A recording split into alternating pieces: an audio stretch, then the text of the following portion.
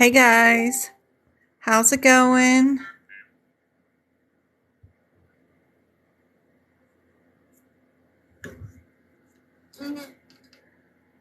It's good to see y'all. Let's get ready to do some coding. Hey Annie, hey Red, how's it going? I gotta finish up this cardiology section because I am going to be doing a workshop on cardiology when we get back from spring break. So I gotta get busy. Every waking moment is going to be working on this cardiology section for sure. I gotta get this thing marked up. I've already got it set up. It's going to be on the 20th, I think. It's on my website if you want to sign up. I think I'm going to do about 80 cardiology questions on a Sunday. And it's going to be E&M and the cardiology. I'm not the E&M, but yes, it's going to be E&M, cardiology, and medicine because there are questions in the medicine section that are cardiology related, guys. So a lot of those go in conjunction with what's in the cardiology section. So I'm going to do a lot of those. I'm trying for 80 questions in 3 hours. Might be 3.5, but it'll be a good Sunday and you'll know every kind of question you could have even planned for the CPC exam. I already have the Zoom link for that session coming up on the 20th in the link when you purchase, so that way it's just $10, same as usual. That way you can already have the link well before the day of the event. That way you don't have to wait on me to send it out. I think I figured out how to do that.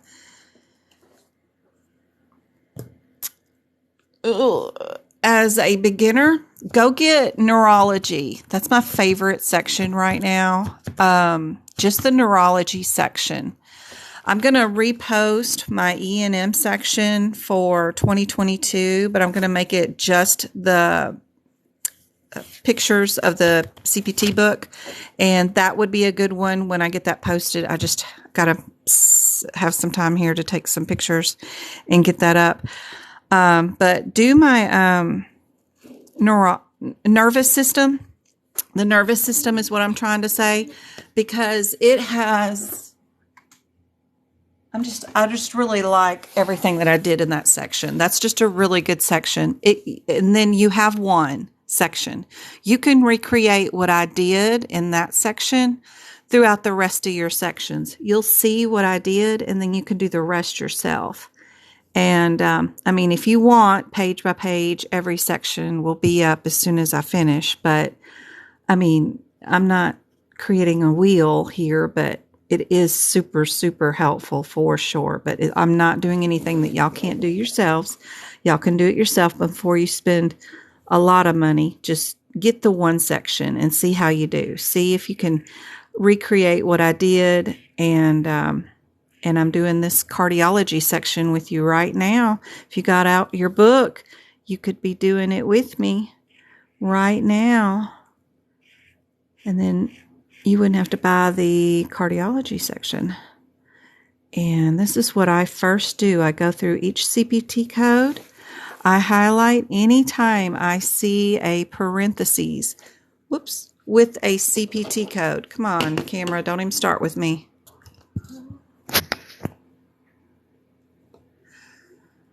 Betty, where's your daughter? Okay, there we go. And that will help you right away, because first thing I do is go through and highlight if a CPT code has a parentheses in it. This one has 2, actually. I highlight everything that's in those parentheses, because AAPC has really been writing questions, even practice questions, where the answer was in those parentheses. Not every CPT code has it, but when it does have it, I absolutely highlight those because they really are using a lot of what's in that, because those are AKA terms. And then I go through and mark my do nots. They get 2 underlines and 2 stars because I want everybody to remember those are there. Don't forget these, because you will absolutely get a question on your certification exam that will take that code, combine it with one of these as a possible answer. And when you get A, B, C, or D, you can just look really quick right here at this number, see that one of those answers includes one of these, and you can't do it, then you can eliminate it. Now you got a 75% chance of answering it right. At least you'll have that. So that's my first 2 steps after I do the entire chapter with all these yellow highlights. You don't have to do the S's, but I like to do it because they're in a parentheses. Plus, it tells me I don't need the times in each. You know, I don't need to figure out if this is plural, if it's 1 or 2 leads. If it's 1 lead, it'll just say 1 lead. If it's multiple electrodes, then it's got the S on it. So that way I know I'm not having to do anything with it if I have 2 or 3 or whatever. That's always handy. I like the S's, even though it's silly to highlight just a S in a parentheses. I think it gives you a lot of information. The other thing I like to do is when it tells you that you have a modifier that you need to use, of course, I like to do those in double blue stars, but also when it says to use a code in a certain way or with another code, when the parenthetical starts out with the word use, ooh, that's my bad pen, I forgot. I do blue stars when it's telling me to use it in a certain way. A lot of these are just for your information, and they're not really important unless it tells me something about using it with radiology. Okay. Oh, we're here to study, guys. We're not here to, I know we need to worry about our other allies, but, we've got a limited time this week because I can't do a live on Wednesday and Friday because I'm taking the boys to see their aunt. We're driving down on Wednesday and we're driving back on Friday. But I'll be back for Saturday. I'll do a 3-hour live here on TikTok for you guys to make up for those 2 days I'm going to miss. And then tonight is going to be about 2.5 hours. So we'll almost make our 6 hours between tonight and Saturday night. Sorry about that, but it's spring break and I haven't, between being here with you guys 3 nights a week and then the Tuesdays and Thursdays and Saturdays, I'm tutoring those days. And then now Sundays with the workshop with you guys, I kind of need to reconnect with my little demons and take them somewhere for something. We haven't done anything due to COVID in a couple of years. So anyway, I'm trying not to feel too guilty about it and trying to feel optimistic about it. So we've been vaccinated and boosted, so we're good to go. And hopefully we'll have a fun time. And it's been so long. So I hope we'll be okay. All right. Let's see, who did I get in here? So I had Annie in here, Red, Mom, Bells, Twinkle, Trends is here, Lady, Annie, Kaya, Tracy. Thanks for the follow. Miss Cone, thank you for the follow. So in the Etsy trends, just get the nervous system. Start with that. See how you think and what you think about that and get your book prep like that and then just copy what I'm doing. Watch for my additional lives. I have additional lives that I do when I'm not here Monday, Wednesday, and Friday nights doing the thank you for the letter shells. That's cute. When I'm not here doing those, after I finish my Monday, Wednesday, and Friday lives, I usually try to come right back on in 30 minutes, and then I do more book prep, what I was doing right here. And then that way, y'all can watch me prep the books. When I do those recordings go on my website at medicalcodingbyjen.com. There's a video page. It's for free. The rest, like this live right now, that are more question-based, where I practice questions with you, those go up on YouTube for free. Those are additional, just little extras. I've got months and months of repeat YouTube videos all over the internet. And when you do a workshop, those are kept private, but they're still on YouTube, and you get an email link once I figure out all this stuff. So you can go back and rewatch those. I'm still learning how to make things private and just do all that. Apparently, it did not like me adding all 75 email addresses at once. It kind of liked me.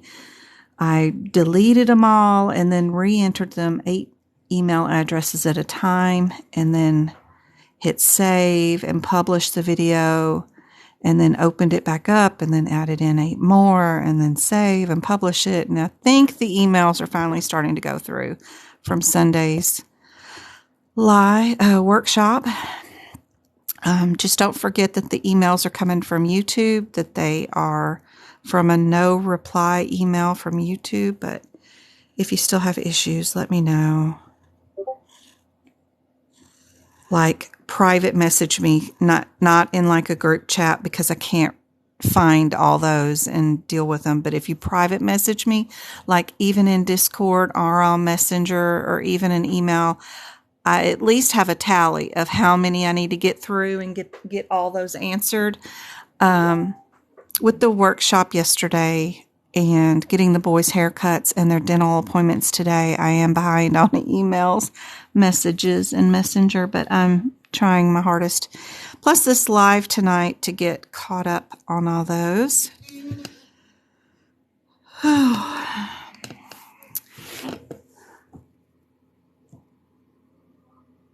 The digestive system is not complete 100%. I need to take pictures of it and post it. And I have the last 4 or 5 pages to update back here with the one word stuff right there. So I still got to finish that. But I'm just like hyper focused right now on cardiology, because I'm like, I got to find 80 questions for cardiology, and I got to get this section prep for you guys so you can see all my goodies during the workshop. So I'm just like, I don't have to think when I'm doing this, because all I'm doing is not having to think about what is that procedure, what does those definitions mean, where am I at in the body. So that's harder to do right now while I'm trying to communicate and get my brain straight for tonight's live, because it's been a crazy day. So just because this is easy work and I don't have to think about what I'm doing, that's why I'm doing this. I'm trying to be productive and show y'all something too at the same time, but try not to think. If I had to do digestion right now, I'd have to be thinking, and I don't want to think right now. I want to run on autopilot for just a second. I got some good questions tonight. Somebody asked me about doing lab and path. I did not get a chance to find the COVID question. Somebody asked me to add one of those to the live tonight. I don't have one yet. I will find one before I go on my trip, of course. Hopefully tonight I'll find one, or create one myself, but I will post it in our Discord group. So I won't leave town without getting you a COVID question for sure, because I know there's one on the CPC exam right now. At least one version has one, and it's about the correct diagnosis code right now for 2022 for a patient who comes in with symptoms and they test positive for COVID. What diagnosis code would you use? So I'll make sure I have one before I leave town. but I've got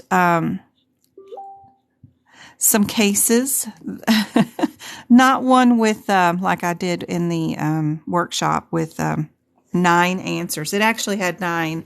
I cut one of them out and only made it 8 during our workshop answers, but I've got a couple of more cases. I got an ER case, which is cool, and then maybe 2 ER cases, which is cool because they're still E&Ms, but then they add in the CPT codes to go with it. So I think that's awesome. So I got 2 of those cases, and then I have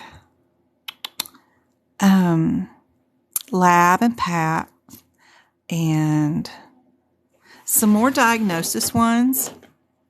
I've been noticing that people have been passing, of course, their CPC exam. Congratulations to everybody that passed this week. I think we had 4 pass this week, so that's good. But I've been noticing, oh, look, there's a modifier alert, that the diagnosis code scores have been going down. So that's why I added them in on the workshop, and then I added some in tonight too. So I wanted to make sure that workshop on the 20th already has the Zoom meeting link in it.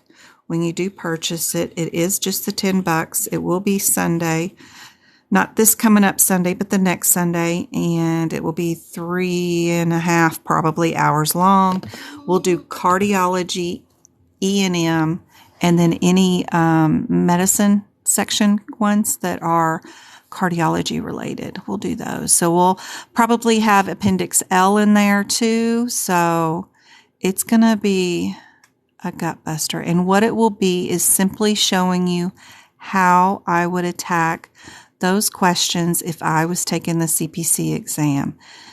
It's not full on teaching you coding from routing point of view or what you would need if you had nothing else but a book and an op note and you needed to code it like the old fashioned way with just your CPT book. Number one, people don't do that anymore. Everything's in the computer. But 2, it's unhelpful for passing the exam because it's unrealistic. The exam gives you out the answers are already there in front of you, and the question is already coded. You just need to learn how to pick out the correct answer, and that's what I show you how to do, which is super helpful to practice exactly what you need for passing the CPC exam. From the exam's point of view, I find that route a whole lot more efficient than doing something that you will not even use in real life once you pass your CPC exam. You would never code that way anymore. Like all those courses teach you to index and what have you. It just would not happen. Any questions before we get started, guys? Let's see.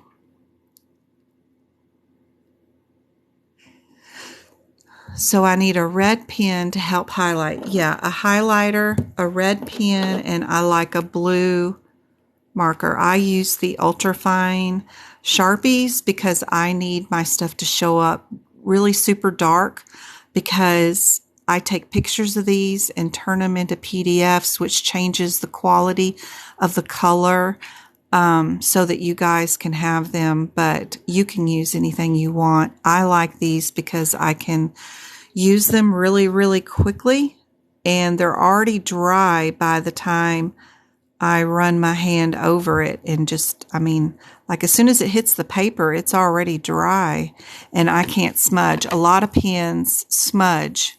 These dry super fast, and I don't have to put a lot of pressure on them when I'm writing. I'm not, because a lot of pens, when you have to put pressure on them to get the ink to roll out, it bleeds through this page because these pages are super thin. But these ultrafine, the ink just really just rolls on anything that you put the tip on. Just really easy. I don't have to start the ink. Hold on. I gotta go yell at my kids are being disruptive.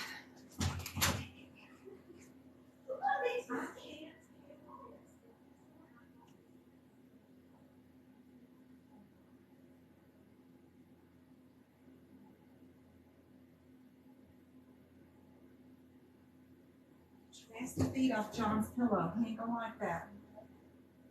Huh? Whew. I forget who they're watching, but they're just giggling. But it's like guts spilling, laughing hysterically. I don't know who they're laughing at, but it's crazy. Like, guys, y'all are distracting. I'm glad they're laughing and being good, but I was worried they were doing something bad. Ooh, cardiology has lots of do nots and lots of use this code with this code. Whew. We'll be going through the ink here for sure. All right, let me get through these messages. Yeah, Annie, I don't know if it's caring for them or spoiling them boys rotten. I took John Michael, my oldest is 30 years old, when he was 13 for his birthday to Universal Studios for, and took a couple of his friends. So I haven't been back since then. So it's been 20 years. So now my little youngins are both, one's 13 and one's 12, and the 12-year-old will be 13 in May. So they get their one trip to Universal, and then before they get too old where they're like, I don't want you around me when I go, but it's still fun to go with mom when she goes with me age. But then they're old enough to remember going, so it's perfect age to go. Yeah, probably be another 20 years before I go again. We're going to go really quick. We'll just drive down Wednesday. We'll be at the park on Thursday, and then right back here on Friday night. Hey, MK, how's it going? Thanks for all the likes already and the shares. That's great. Hey, Trisha. I'm on page 260 right now, but I just put up my pins so we can get started on all the questions I got for tonight. There was quite a few. I got quite a few questions, just a gamut of a lot of stuff because everybody's been asking for a lot of things. But yeah, this lay fleet extension, I call it a leaf extension, but that's leaflet. I don't know how they want to say it, but I've seen that word before. I love it when they use proper terms inside this. But that's my first steps, guys, is to go through the entire book and do all that. When you get to codes like these, you've got to go through here and go find them because they're only going to tell you what range they're in. They're not going to tell you what freaking page number they are. You won't have time in a 2-minute per question exam because you need to save some time for your 10 cases at the end to go look for each one of these codes. And they could pick like 69, 70, 71, and 74 to be on your exam. That's 4 different codes that you don't know where they're at. They all have different ranges of where they could be, and you got to go find them. So what I do is go through the entire book and fix all those out of sequences by simply putting down the page number where they're at. That's super helpful too. Then I go through, do my yellow highlights on what's the parentheses. I don't do the boxing and the whatever else other people do. I find it's not as helpful, but it takes, 40 hours to do when it doesn't help you with the individual questions. So what I do is focused on the questions. What do you need to answer the question? Well, I need to know what codes to use with this code. I need those instructions lit up. I also need to know my do nots, because guarantee you they are going to pick a code that's not supposed to be used with something and use it together as possible one of the answers. I need to know my AKA terms, because they use those in the actual question to describe the procedure they're doing, especially if it's a name of a procedure. So I need these AKA terms done. Then I need to move the one-word differences between codes that start out the same. Let's see. Well, we have open femoral, open axillary, open iliac. So our differences right here, because they're all artery approaches, right? We would just put the one word difference as this one is FEMORAL. And then I like to change colors just because it makes things stand out. Because if it's all black or blue, then it's just a bunch of black and blue blobs. So our differences here are that. And then this one is iliac. Now, if I had a CPC exam question that was about these four codes, this one's PERT, some other pen color.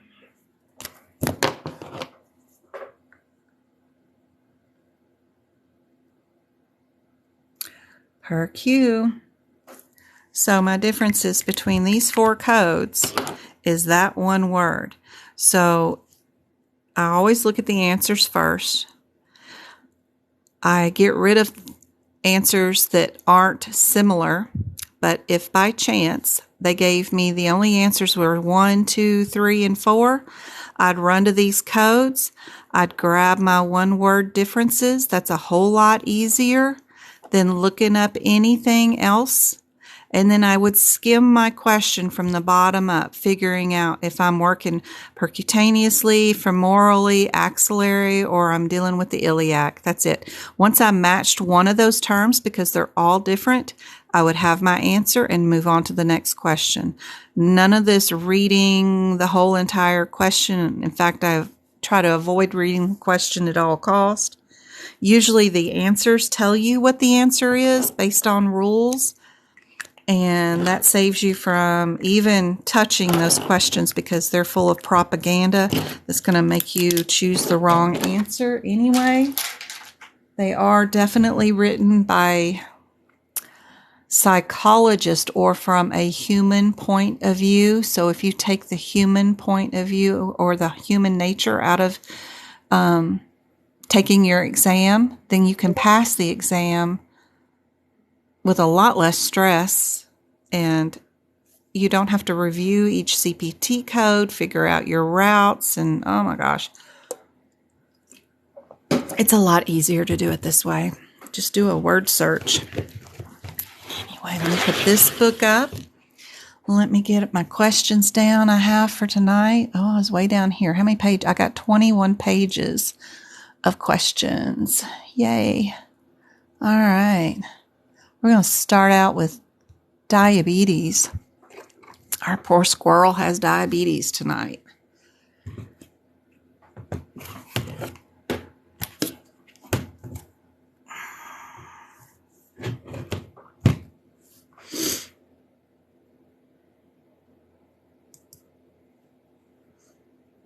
And really, I'm just noticing, we don't have too many diagnosis codes like we used to in the exam now that it's cut down to just 100 questions. But I hate seeing so many exams come back. People are passing, but they're missing some of the easy stuff, which I think diagnosing is easy, especially if you have the AAPC, CPC, ICD-10 book or ICD book, because the differences between the ICD codes is highlighted in the green. All that I'm doing in the CPT book is noting the one-word differences, and I really like this ICD-10 book, because what is different in any of these ICD-10s is what's in the green, and all you've got to do is pick out what is the difference. Plus, if your answer happens to be a non-specific code, they usually don't pick any of those. If it's a difference between that and that, you can tell right away that it's probably going to be this because it's not a non-specific code. If that makes any sense. Anything that ends in 9 is really not something that they like to use. Anything that says unspecified. Not that it won't happen, it's just not their favorite. Just another tidbit, but I really like how that right, left, bilateral is just right there. It's highlighted. Man, I wish our CPT book was like that. That would save us a whole lot of trouble in that book. Yep, probably.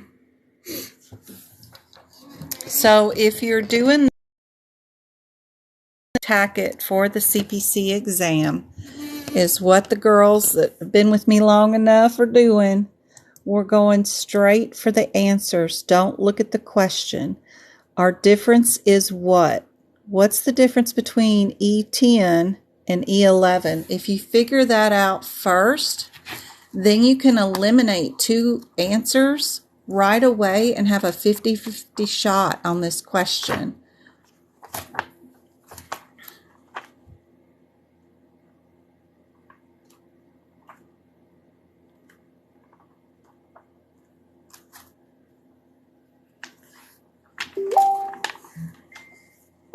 So our our E10 is type 1 diabetes, and our E11 is type 2. There's a guideline with this one.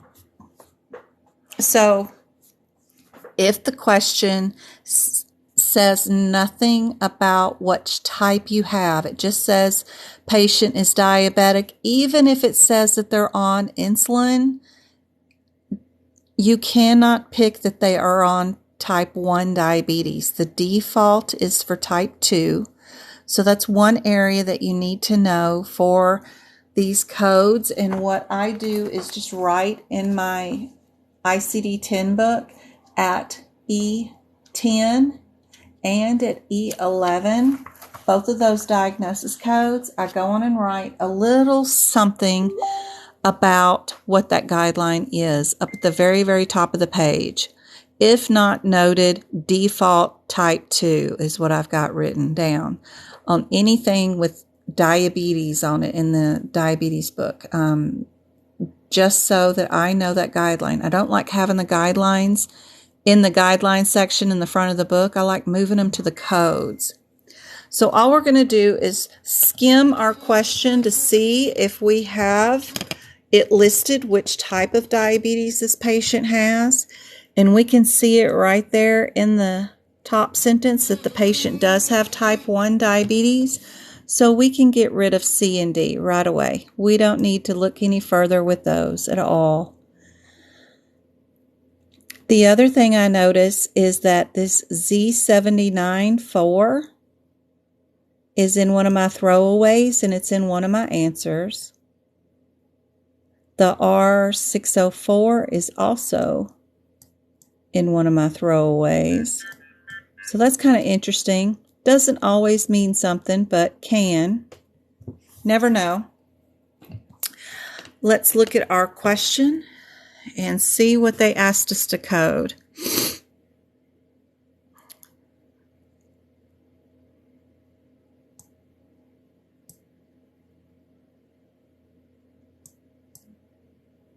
So he was just treated for ketoacidosis because he was comatose with his type 1 diabetes. So how many diagnosis codes is that usually? Is a good question. Is it a difference between the 3 or the 1? If you do look up your E10-11,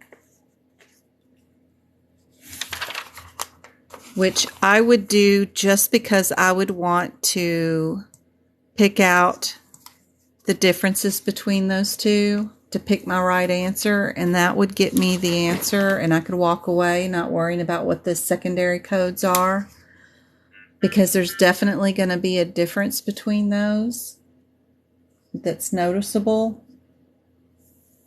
So R10 is without a coma, R11 is with a coma.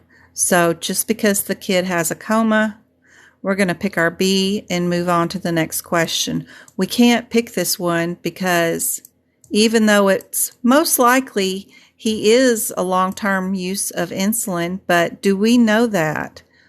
Patients in a coma, they didn't bring their meds with them. Who knows? They may be on a pump, may not be. Who knows? We're not their primary care physician. We're not going to code long-term use of much of anything. That's more of what a primary care physician would do. We are in an ER resuscitating a patient, and the only differences between these two codes are without and with a coma, and that's all we're directed to answer. And to pick out the correct answer, it would be B. And all I would do to do this question would be to just figure out right away, do we have a type 1, type 2? We got a type 1. Get rid of those. Then I would look up the differences right here. This one says no coma. This one says yes coma. And I would just pick B and move on right to the next question. It shouldn't take me 30 seconds to get it. And then I've banked 2 minutes for cases that way. Yep.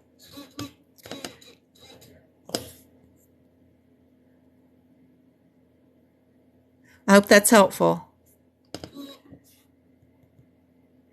Thank you, sweet Caroline, for the follow. And anybody that's new to following me, we have a huge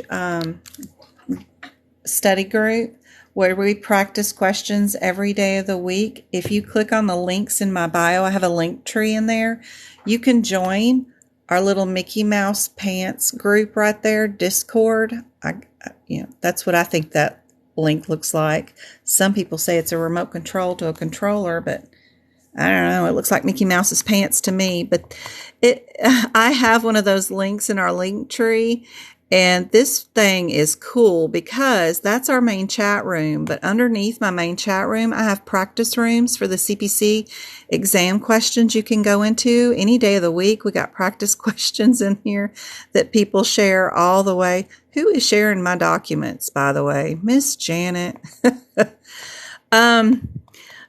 We got exam day prep room. We've got E&M resources, CPT code resources, ICD-10, what you name it, compliance and regulations.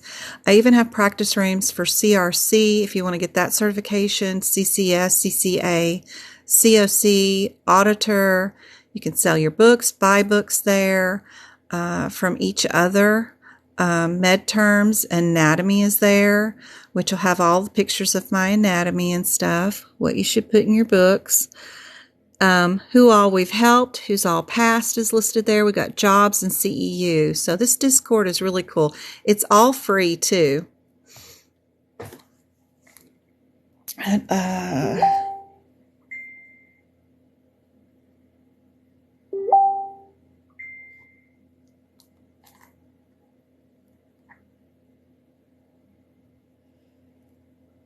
And Miss Janet is super helpful. She helps with mostly the C's. She helps everybody, but she's a CPC, but she's going for her CCS too. So she's getting dual. So she's really familiar with the CCS people too. So super helpful. Helpful lady. She's been studying. She was in there helping out today at 4 o'clock. So she's there. She's there. So right here, these questions tell me the answers tell me right away we have an HIV patient with symptoms, right?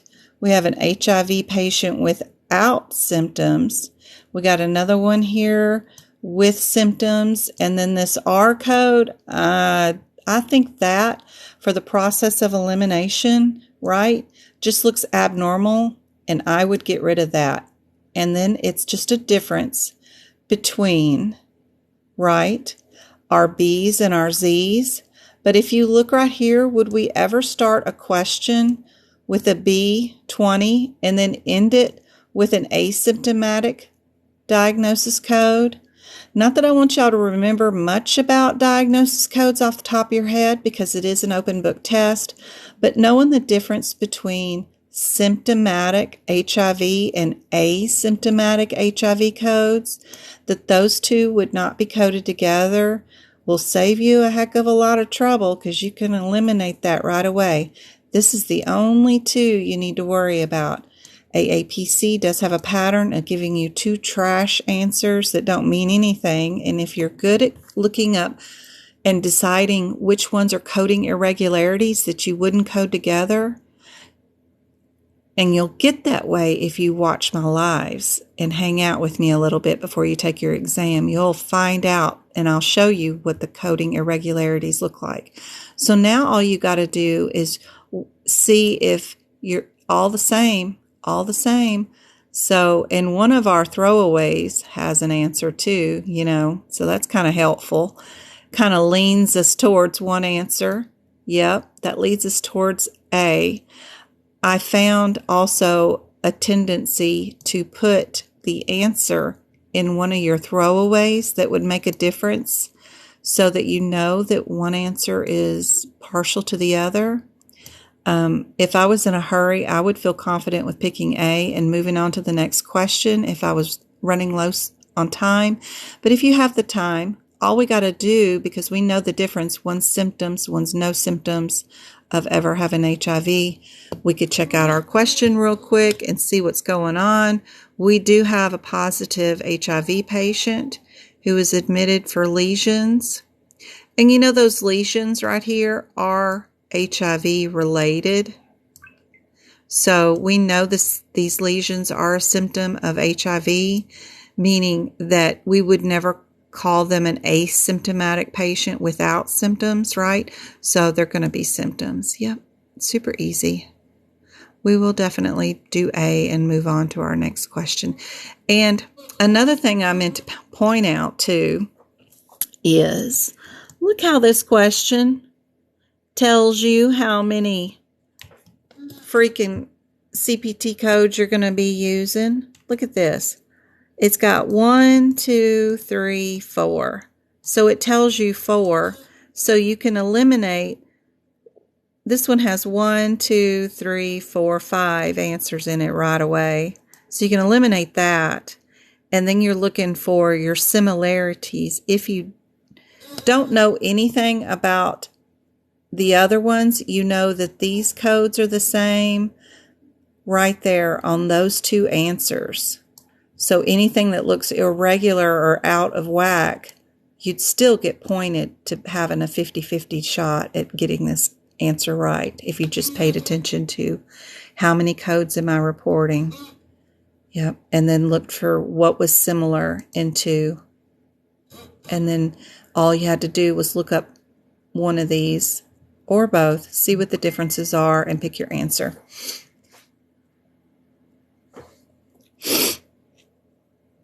Can be. These sarcomas, these tumors, are directly related to HIV patients. So it's a symptom of it. Hold on.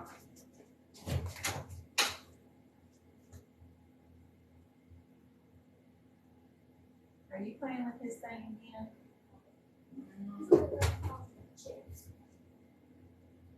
He's eating on the plastic couch that can be washed. Not that that's nice. I didn't vacuum that floor yesterday just to have you spill chips on them. So be careful. You better not be drinking soda. Remember, the dentist talked to him today about it. Water only, right? Ooh, Grandma took charge. She's in there supervising the boys. She don't ever get off her puzzle chair and go in there and sit in between them, but now she is. I think it's great.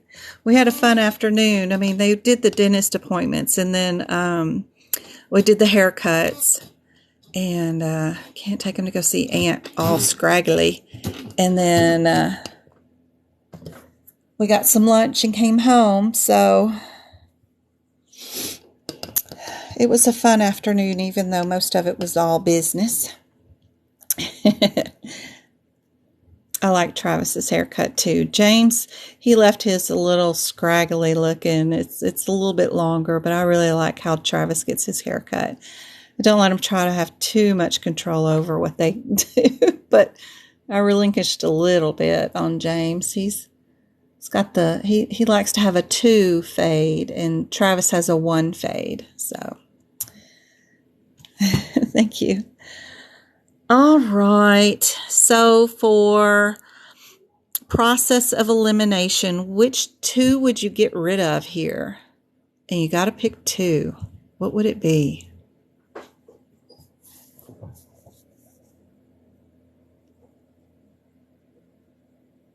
Thank you for all the hearts. We already have almost 2,000 likes. Wow. What have y'all been doing? Y'all been tapping that screen. Oh my gosh. The answer. Look at you. Looking at mean. You going to town. I would get rid, like something like that, and just keep the O and the O1 and go see what our difference is in. Yep. Because this one's without urine problems and this one's with urinary problems. Yeah. And that's it. MK, when are y'all going to be taking your exam? I swear I think y'all are ready. Look at Twinkle. Tap, tap, tap, tap. I swear. When are y'all going to take your exams? I'm so excited. I can't wait for y'all. Y'all do so well. I mean, you don't like the cases with 8 answers.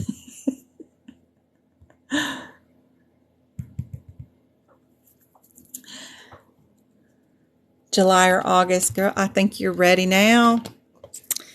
I think you're going to rock this exam, and I think you're going to do like 90% or more, and it's going to be crazy insane. I need to start just doing this so y'all can't see it, but then I can get it high enough up on the screen for you guys. So we can tell right away just by process of elimination, right? I would get rid of C and A, yep. And then all we have to do is figure out our differences between the 1 and the 3, or even better, our 7th character, which would be initial encounter or possibly subsequent or related to a different fracture. Sometimes these are not related to subsequent visits. They're related to the type of fracture there are. And to find out what the differences are and what the 7th characters are, all you need to do is go look up T82. You don't go down to the individual code numbers, but to find the 7th character, I don't know what you wouldn't call them abbreviations, but acronyms, what they mean, acronyms, yeah, you would go straight to 82 only. And there'll be a long list of everything that can be a 7th character. Sometimes they can go all the way down to G, Q, R, all kinds of letters, but they'll be listed at the beginning. So they just want to know if you know the difference between your 7th character, really, is all this is. So if we look here, we see the word right there, initial, plus in one of our throwaways up here, we got rid of A. So there's 2 hints right there that tell you that your answer is A or D, sorry, and you can move on to the next question. But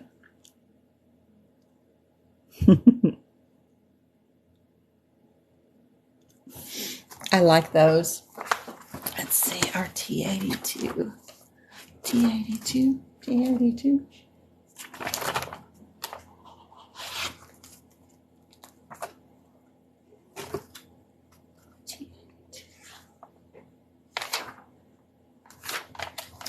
Well, wait, your couch hurt me. How did a couch hurt you? I don't know. It couldn't hurt you on the top part of your knee. There's no way.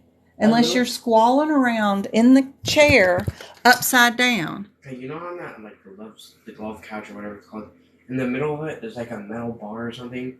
Like, my knee somehow landed, like, right there. How would your knee be in the seat of my chair unless you're not doing something appropriately? I sat down on it with my knee. That's it. Why are you sitting on your knees? That's what I do. You don't do that. That's not how you sit properly. Is it, Jay? No, it's not. It's not. It's not how you sit. You cannot draw. No electronics until you bring home a good report card. Nope. Oh my gosh. Sorry. You sit on the couch properly, you won't get hurt. And we go straight to the 82. You can go to any one of those areas, and some of them have like a lot of different seventh characters. Look at this one.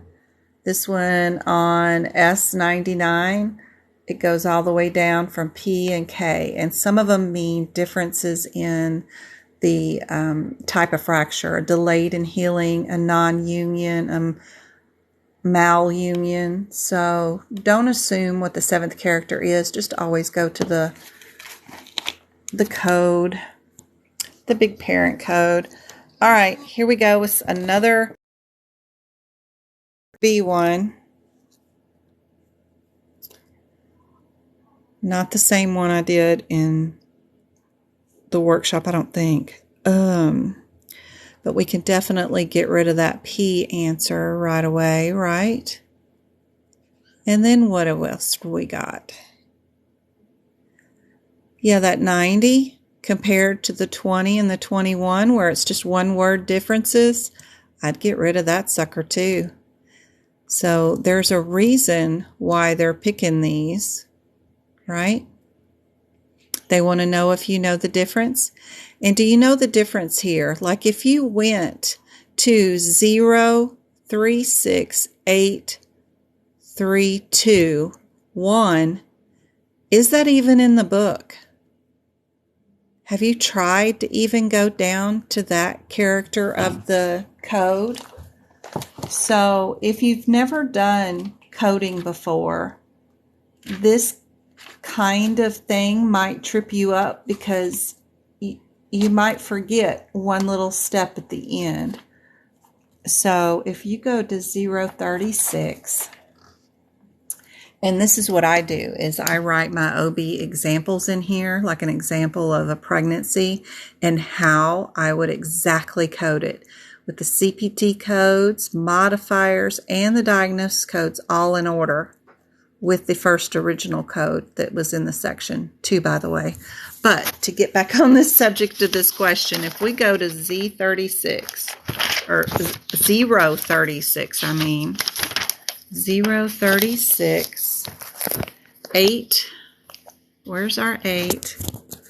8, 3, 2, 3, 2, and then it's 8, 3, 2, 0, and 1. But there is no 0 or 1 here when you're here at this code. And there's nothing to indicate before it or after it. What's the difference between that O and that 1? I'm on page, I'm in the 2021 book, and I'm on page 913. Right, GC, because there is no 1 or a 0, how would you know the answer? If the question was just simply that answer and nothing else. There is definitely a way to tell. If you remember what we just talked about on that previous question, that O and 1 is a seventh character. And to find out the meaning, you need to go all the way back to 036. So let's go back to 036, the original code, and look above it. It tells you what your seventh character is. So 0 equals not applicable or unspecified. 1 means 1 fetus. 2 means 2 fetuses. 3 means 3 fetuses, that kind of thing. So if she has a 0, then that maybe means she's miscarried, something like that. If she has a fetus, she'll have a 1 as her seventh character. But some people get very confused when they get down here to this code and then notice that there's no way to tell the difference because the seventh character isn't listed with those codes. And you have to remember to go all the way back, these 2 columns, till you get back to the original 36. So we just need to find out if she's still pregnant or not, is all we need to do to find out the answer. We don't have to look at these other codes. We don't care what they are. Just based off these 2, they want to know, AAPC wants to know, can we tell the difference between having the baby or not? Plus, do we know how to code if the answer isn't with the code when you get down to it like that? Did you know where to find the seventh character? So what we do is check her out. We do have a 25-weeker who's worried about decreased fetal movement, right?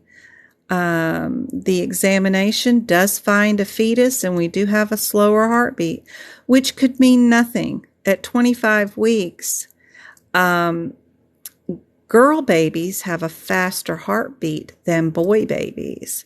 So at 16 weeks, 14 to 16 weeks, you get that hormone. You know, everybody's born a girl, right?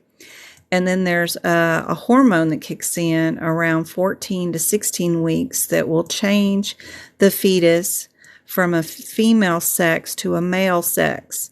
And if that happens, definitely by 25, it has taken on all the genetics needed to make a male baby, and that includes a slower heartbeat. They do have slower heartbeats than the girls do, which is fine.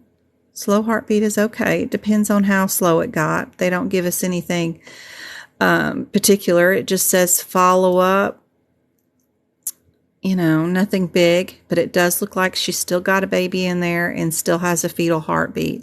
So based off this, I would definitely code her with the A and move on about my business of worrying about the rest of the codes.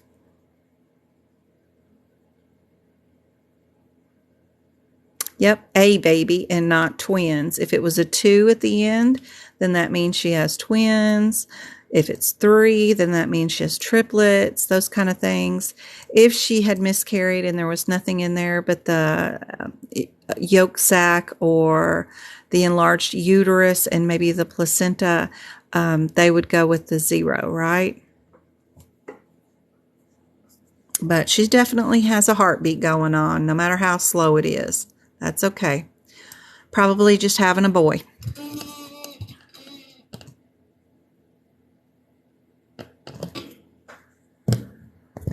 Just don't forget about your fetuses because they won't be with the actual codes during the exam.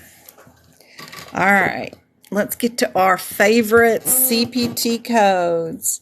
And this one's pretty cool because, cover that up.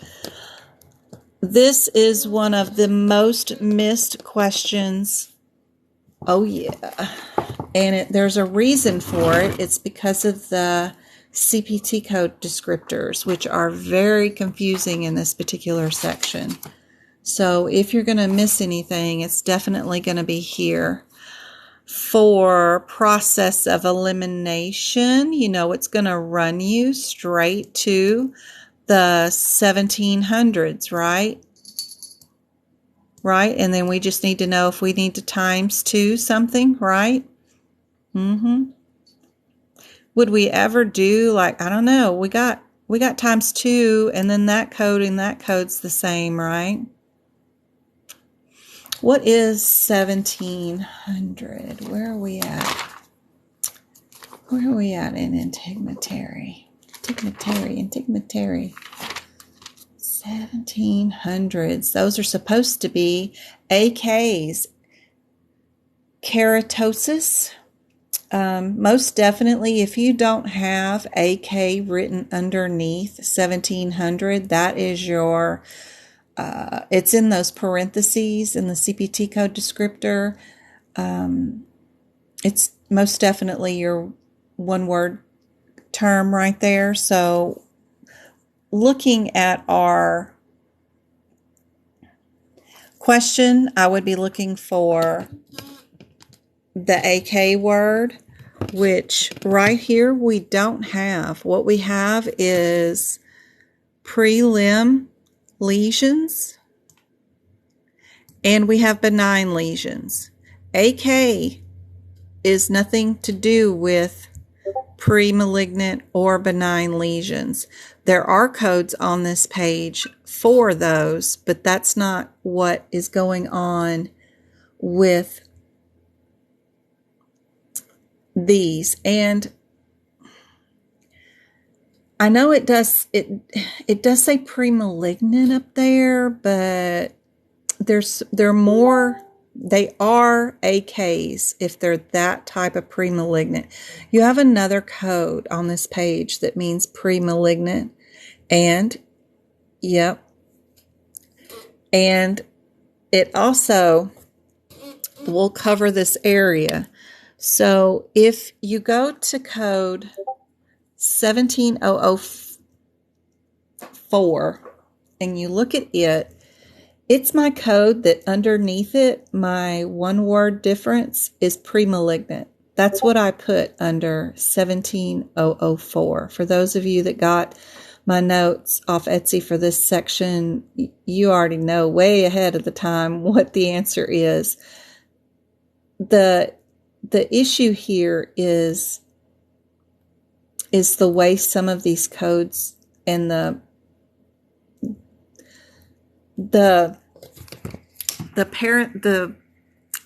child code is written. It says 2nd through 14 lesions on this 17003 code, and that might make you think that you're doing up to 14 lesions, but it's an each. So this means you could go times 2, times 3, all the way up to times 13, because 14 lesions would be, this one is the first one. Then you could do times 13 to catch all 14 lesions.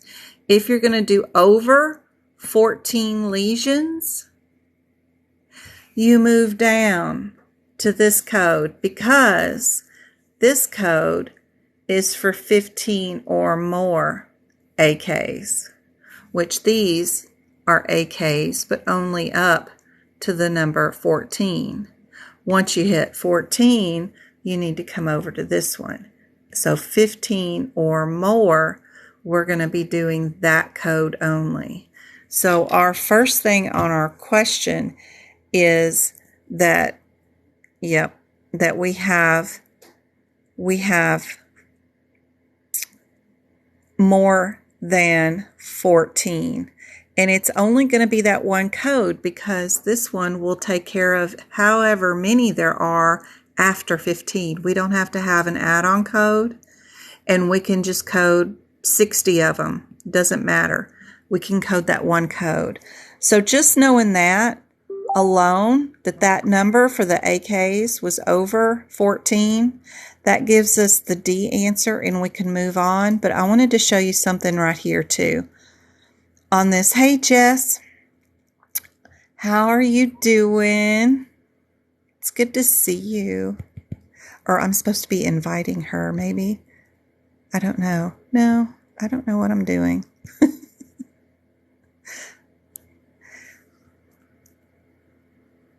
You did it wrong? That's okay. Do it wrong with me. That way you don't miss it on the exam. So this 1711 right there, that is the next one where you have 10 benign lesions for cryotherapy. That's right there with that destruction, cryotherapy. And you'll look at its description, and it does up to 14 lesions. Up to 14. So the fact that we have 10 will fit in that one code perfectly fine with no add-ons, no timeses, no nothing. So that is a really good question. Oops, the answer is D. We had no timeses, we had no additional codes, we had nothing else major going on. How's it going? It's good seeing you. How's the job hunt going? Yeah, that's a tricky one. It is. Jess provided a lot of information that's on that Etsy sheet that says what's on exam A, B, C, because she ended up taking 2 of those and one of them twice, but passed her exam. Yep.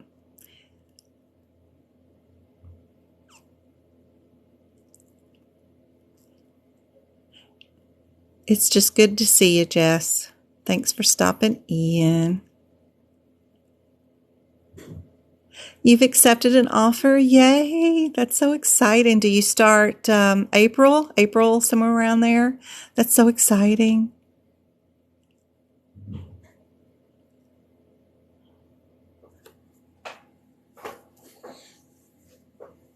Congratulations, Jess. Okay. The reason it is 17004 is because we have over 14 of those lesions. MK. End of March. Yay. Awesome. That's so exciting, Jess. Let me know if you need any help. I'm good at troubleshooting. So if you get into the job and have questions, let me know. I'm always around for you. This 16, because these AKs for that only cover through 14 lesions. If you're doing more than 14, you have to skip down to your secondary code, which is the same thing. It's AKs, but it takes care of 15 or more of these lesions.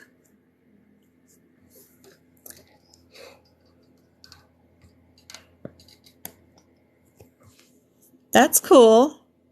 You can make money that way. Also,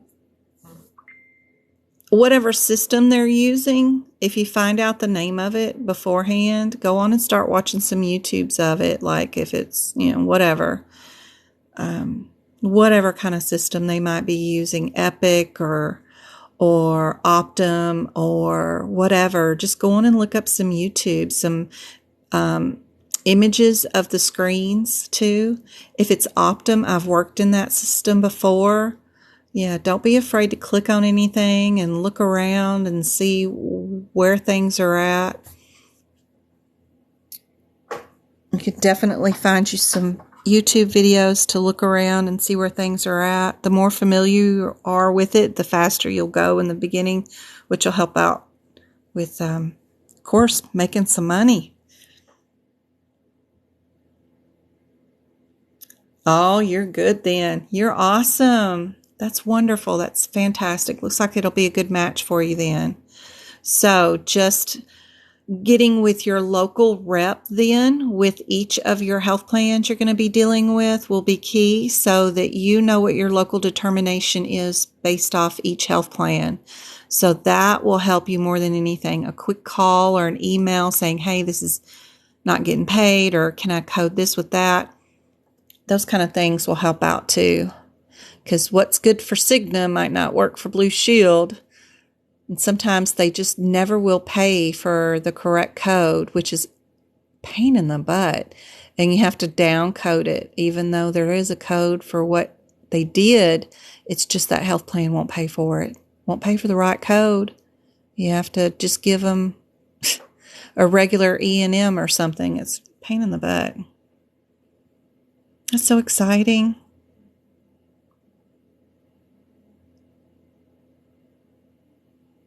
If your exam's in June, tutor with me at least once in May. Absolutely. Let us do a practice exam. Let me make up an exam, see how you do in all the sections. And that'll give me a better idea of, oh, yeah, you're ready. Or, oh, we better do another one just in case. So usually, 2 or 3 tutorings is all you need for sure. And these workshops are just like my tutoring guys. So they're really close. So doing those workshops is like getting a tutoring session, a way longer tutoring session, because I usually do 2 hours with that hour, but we go until we get tired. But yeah, those workshops are super handy dandy for that. Jess, I'm so excited. I hope you do well. You're welcome anytime. My exam is March 28th. Great, May. Good luck. You booked 2 before? Yeah, and we'll take cardio. Good. That'll help. All right, I'm off to bed. Good to see you. It does. It gives a lot of people a lot of anxiety for sure. And if you do have testing anxiety, book 1 tutoring session with me and let me try to scare you or whatever. I mean, it's scary to do tutoring one-on-one and I've got all these questions in front of you and you're trying to guess the right answer in front of me and you want to do right? You want to do good job. So it is nerve-wracking anyway, but that nerves is good practice for the real exam. Because if you can get over your nerves with me, then you can get over them on the exam. And then if you have testing anxiety, then if you're taking it in person, go through that book and flip fast and then find questions that, oh, I know the answer to that right away. Answer those first and then go back through it a second time and do them in order of, however difficulty they are. Just do them in order after that. But go through it really fast. See which questions you can answer right away. Get rid of your jitters. Answers the ones that you know the answer just by looking at it. Oh, that's an HIV one. All I got to do is pick B, 20 or Z. I know I can do that one. Asymptomatic or symptoms. Answer it really quick and then move on to your next one. That'll give you time to get over your jitters and it'll help bring up your confidence during the exam and let you relax some. So that's helpful. Yes, a lot of people are very scared of me. Yes, I am. And if you met me in person, I'm pretty intimidating, people say. So this is nothing because I'm like faceless here. So it's good. Everything's at medicalcodingbyjen.com. I have a tutoring area there that you can book tutoring one-on-one, but the workshops are like amazing. I've been doing those. I've done 2 so far on the last 2 Sundays, and it's like doing one-on-one tutoring, but with everybody. And it's great. We've been doing 3.5 hours on Sundays on one subject. We did E&M, and then our second one we did E&M and diagnoses. So they've seen in the last 2 Sundays probably 140 questions with just E&M in them. I mean, there's scores. And everybody that's been tutoring one-on-one with me that gave me the idea has been getting 100% back on their E&M scores during the exam. So I knew I had the questions and I knew I had what was working. So I opened it up to a group tutoring and man, I expect everybody to make 100s now. Those 2 weeks of over 100 and something questions of just E&M. You've seen everything that the exam's going to throw at you. You know what to expect on E&M. So because E&M is one of your biggest sections on the exam, that works out really well. If you go to the shop too on my website, you can pay to see those repeat workshops if you want to. Those are options there too. I just add you to the email list on the YouTube videos, and then you'll be sent the link so that you can watch those videos. But nothing's like being there live, but that's okay. At least you get to see the questions and see them all. But my next workshop, it's just $10. It'll be on the 20th, and we're doing cardiology then, which will include all of the medicine cardiology too. So 3.5 hours of medicine. Yeah. And then my notes are available on Etsy and on my website. I'm going to eventually transfer them all over to the website. That way everything's in one location instead of scattered all over the wind. If you want page by page notes, but I like teaching people how to make them up myself. And on the website too, I've got where do you start, pictures on how to start and make your own notes in your CPT book. I got videos of me doing all of, most of, not all of it. I'm fixing to make some more videos on the digestive system. I just went page by page with y'all and did the sections for the book. So you can see those on my website too. Super handy dandy. All right. I got a ton of questions and we barely got started. What page number am I on? Hold on. Does it tell me? Okay. Yeah, we're on 6 of 21 pages, so I got to get going. I've been rattling on too long. Where is Twinkle? How long have I been on?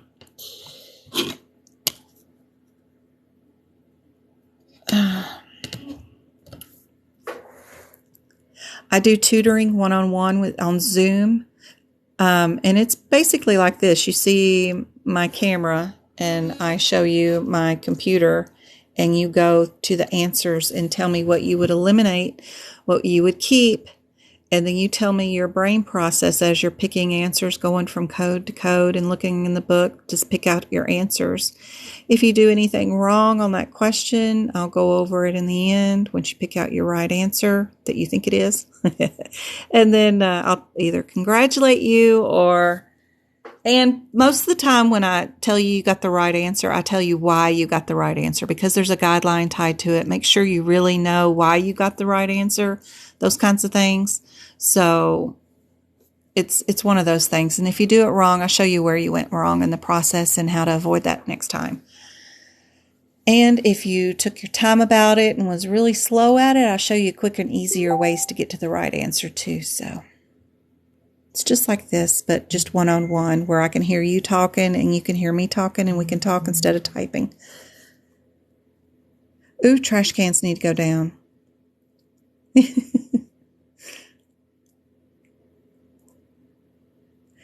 Yes, I do have an anatomy and medical terminology coming up soon on these 21 pages too. Don't be nervous. It's better to fail in front of me than rather on the exam. Yeah, I'm not 200. No, what is it now? $349 to take that exam. Yeah, fail. Yeah, don't just go to the exam hoping. If you can pass with me, you can pass the exam, and that will.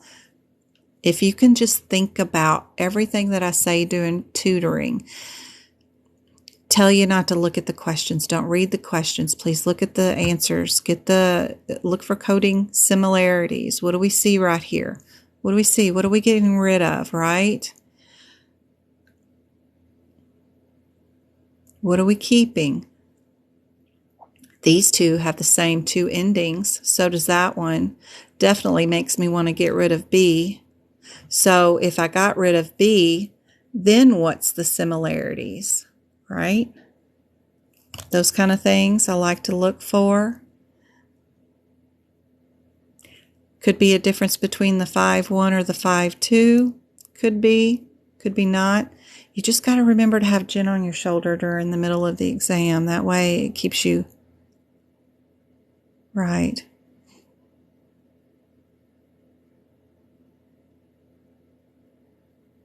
Yep. Got to learn how to get rid of the wrong ones.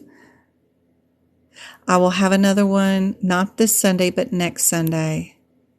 I just don't think I can go to LA with the boys, visit family. I know it's a very short trip, and then come back and then have something prepared for Sunday, because I got to go live again on Saturday because I'm missing Wednesday and Friday's live. So I just don't think I can do it. I wouldn't have enough questions prepped. So I got to skip this Sunday, I think, but I'll do it next Sunday. Plus, I'm in college to do my PhD in auditing. So I got 4 classes this term. I still got to find time to do next week because they're not on spring break until the week after.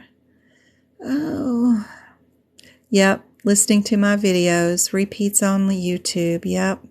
Join our Discord. Absolutely is super helpful because you get lots of help. Practice questions in there too. Yep. Lots and lots and lots of help. So 11602. Where are we at? Hey, Magpie. You wanting some dinner? You staring at me like, woman? You hear me talking to you. I know I hear you, but I can't get up right now, honey. Okay, 11602. I always go to this code before I look at a secondary code because your orders, the rules to whether you can add one code to another code will always be at the first code. Don't make the mistake of going to the second code and just seeing what the difference is, because your rules of being able to use certain codes will always be at the first code. So I take my time and go over there and see what I'm at. My header is in the Integumentary system. Always in this section, check your headers. And what I mean by is these bad boys. Don't go down to the CPT code level. Go back to your header. See where you're at first. At my 1602, this doesn't tell me anything other than I'm an excision of a lesion, but I would not have known that I was under the malignancy one if I hadn't gone back to my header. Yeah, my notes are crazy, but they're good. They're good notes. So we are doing a malignancy lesion of the forehead, and our closure is 3.5. That 11602 is the wrong measurement, because we have to get on malignancy, you have to get a little extra skin, and you got to take an account with that, because you can't just remove the cancer. You've got to get margins that are free of cancer. So yeah, our cancer may be 1 centimeter, but you got to get the margins that are free. So that right there is telling me that we're in the wrong spot.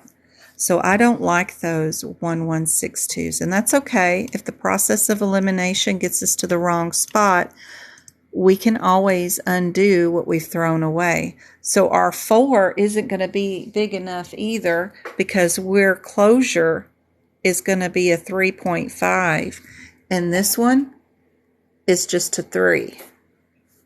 So I don't even like the 04. What's our 11644? We're over here. 444. We're up here. Looky there. Our 3.5 is right there in the middle of that one. So it's our outlier, our one that looks like it should be thrown away. It's that one. But that's all you need to know when you're coding these. You remember, if any of y'all took those courses, y'all were like adding or multiplying all these CMs and figuring out what body parts you were in. It was just a nightmare.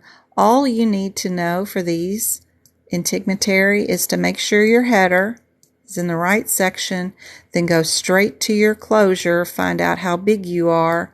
It's all you need, and then match up that size with whichever code matches it.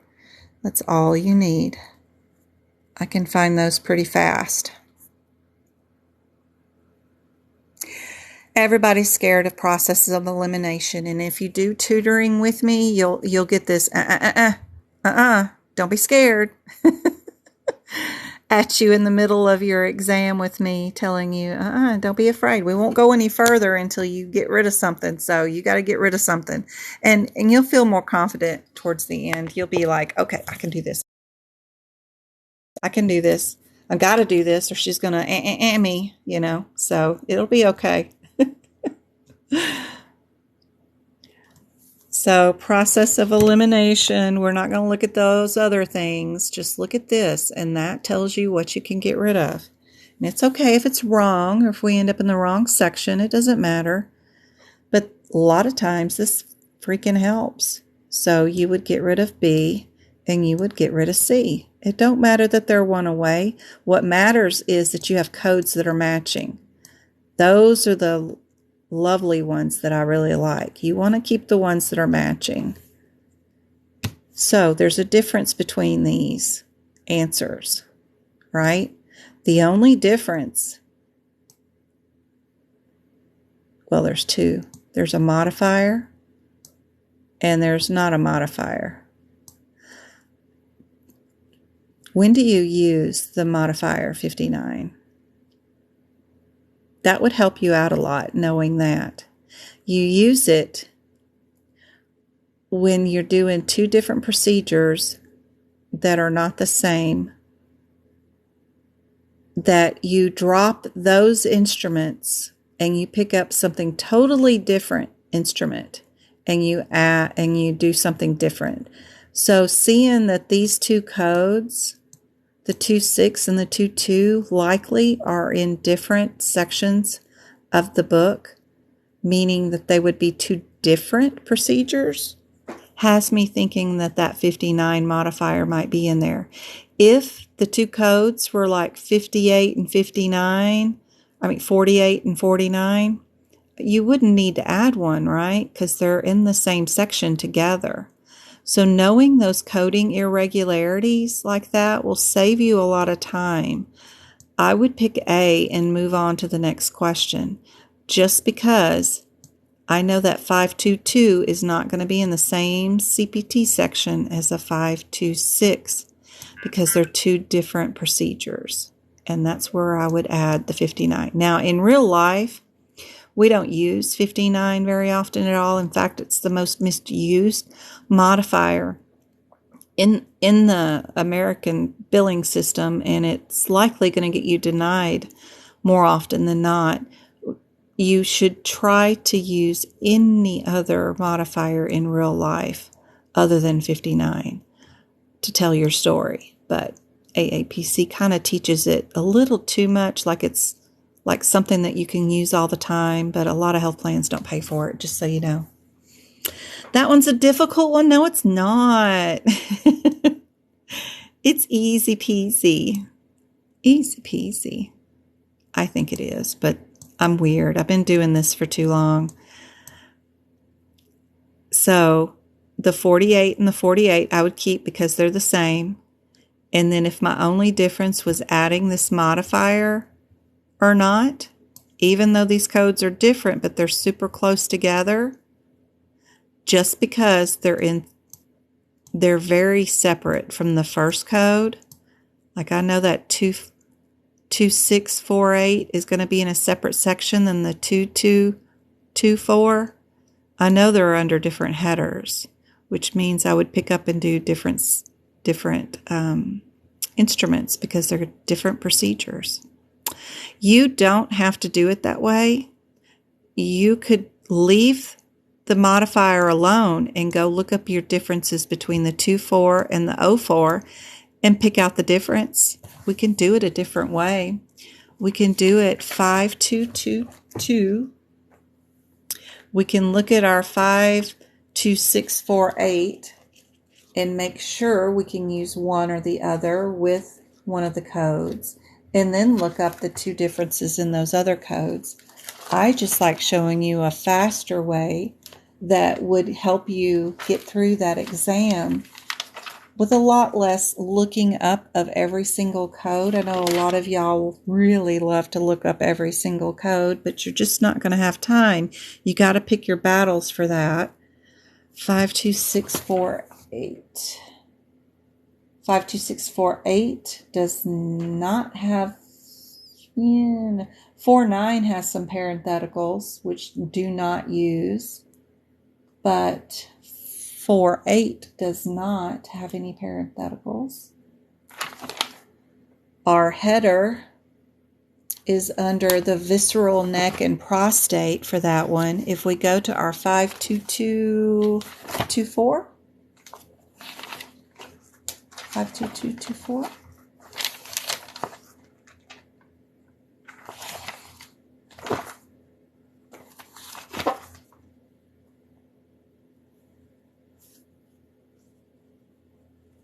We're under the urethra and bladder, which are totally different.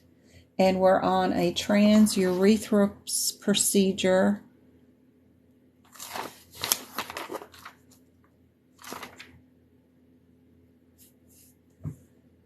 And our 2224. And the difference between that and the 04 is with the biopsy. And then the 2224 is with laser or cryotherapy. So if you come down here to the bottom of this question, we look for anything that says cryotherapy or laser. And because we do have the laser, which is in the 224, we know that laser is our answer. So if you wanted to do it that way, you could do it that way. Yep.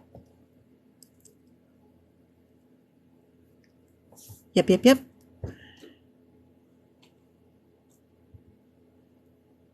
Laser. I probably went too far for laser. There it is, even lower. Yep. All right, lab and path. Somebody wanted lab and path. Lab and path. There we go.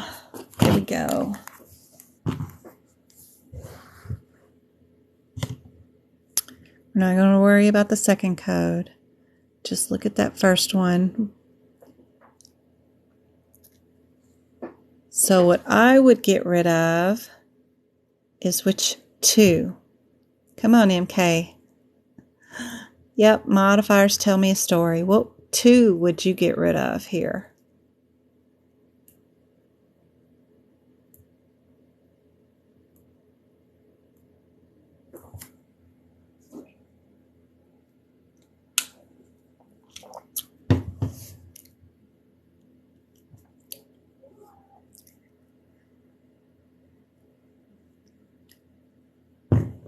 Very good. Yep, I agree. We'd get rid of A and B because these are both 206 and 207. This is a 328 and this is a 272. I would just get rid of those. Absolutely. So the answers aren't going to help us because, right, those are in our throwaways. So we're just going to have to look up our differences. So what's our differences between 6 and 7? And I believe, if I'm not mistaken, this is the way they do the test. 3, 2, and oh my God, if you got to get good at finding codes.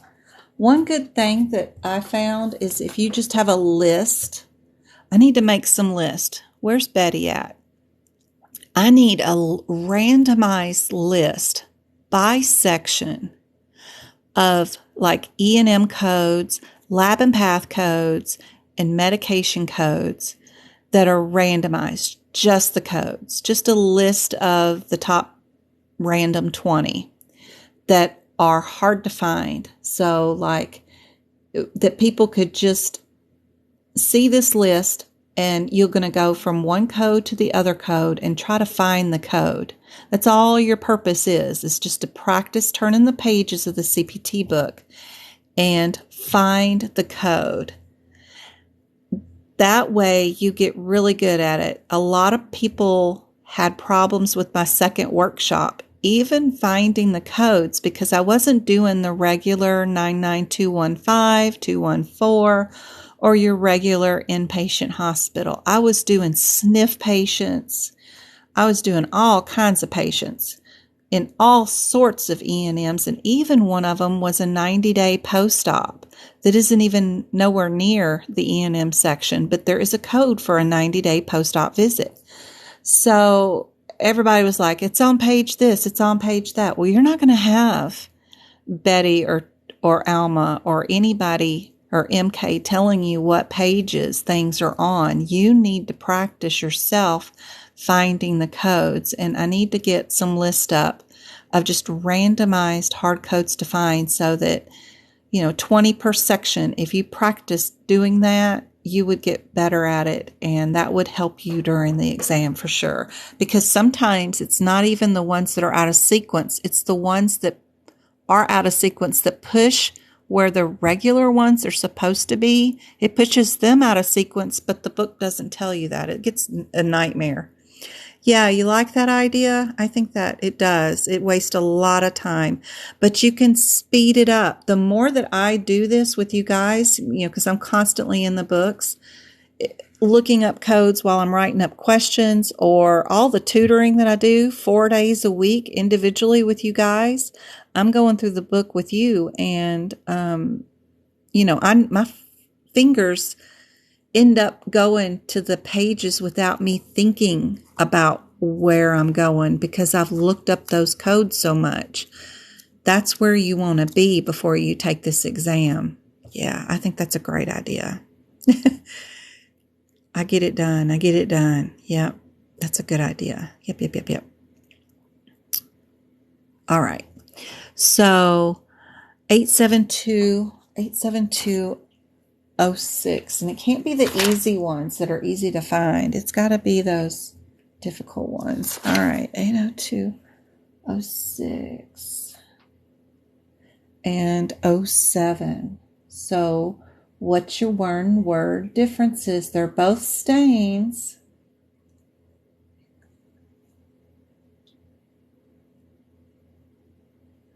One's for bacteria. Both are for parasites.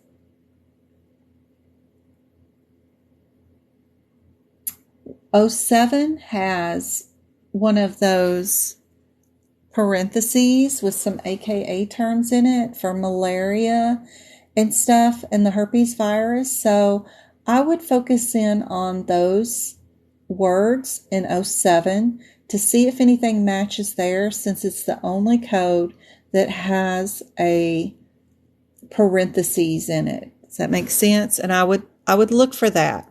I've never shown this question off before, so y'all will like it. So here's our question. Y'all wait till I do a workshop with 100 lab and path questions. That'll be fun. Do we see anything that word matches?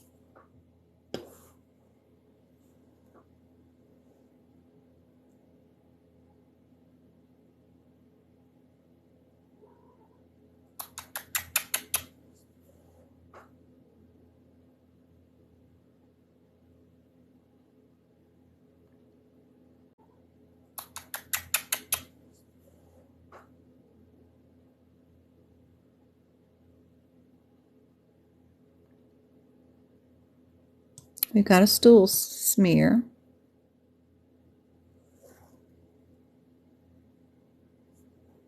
Parasites is in both of them. So parasites is in both questions. What's your one word difference? Special stain? That is not in both of them. Fluorescent is in one, and special stain is in the other one. Very good. You can't see the codes. I haven't shown them off in my book. Hopefully you're following along in your book. If you're in the 2022 book, you're on page 678. I like special stains too. I really don't see these words, the cysto or crypto. We're not seeing those in here like I was hoping that they would be in there.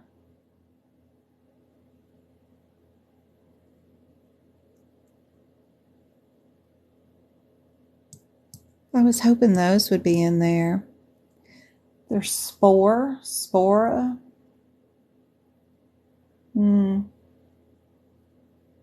But the difference is fluorescent and special stains for sure. Yep. D is your answer.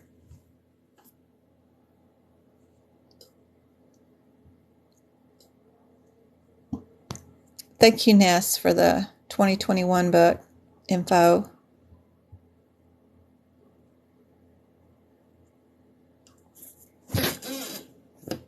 I was hoping it was the parentheses. I haven't worked this question up before, so I was just going blind with you guys. But that's cool. It's just simply the first word in the CPT code descriptor that is the difference. And that's the word they're going to use on the CPC exam question. So that's helpful to know. Underline special stain and underline fluorescent. There's your one word differences and move on. Yep. For sure. All right. Muscular skeletal. Oh, I hate it when my formatting is wrong. I don't know why. A is over. And my B, C, and D are like not formatted properly. I hate that. It's driving me nuts. Okay. Don't look at the rest of the crap. Just look at the first ones. It makes it a whole lot easier. That's the first thing I teach everybody when they're in tutoring is if you look at the whole question, you're going to get overwhelmed. Just take it one step at a time. It makes things a whole lot easier. So this one we can't automatically eliminate anything. We need to go see our differences between these two codes. Then we can eliminate two, okay? So let's go to our 27508.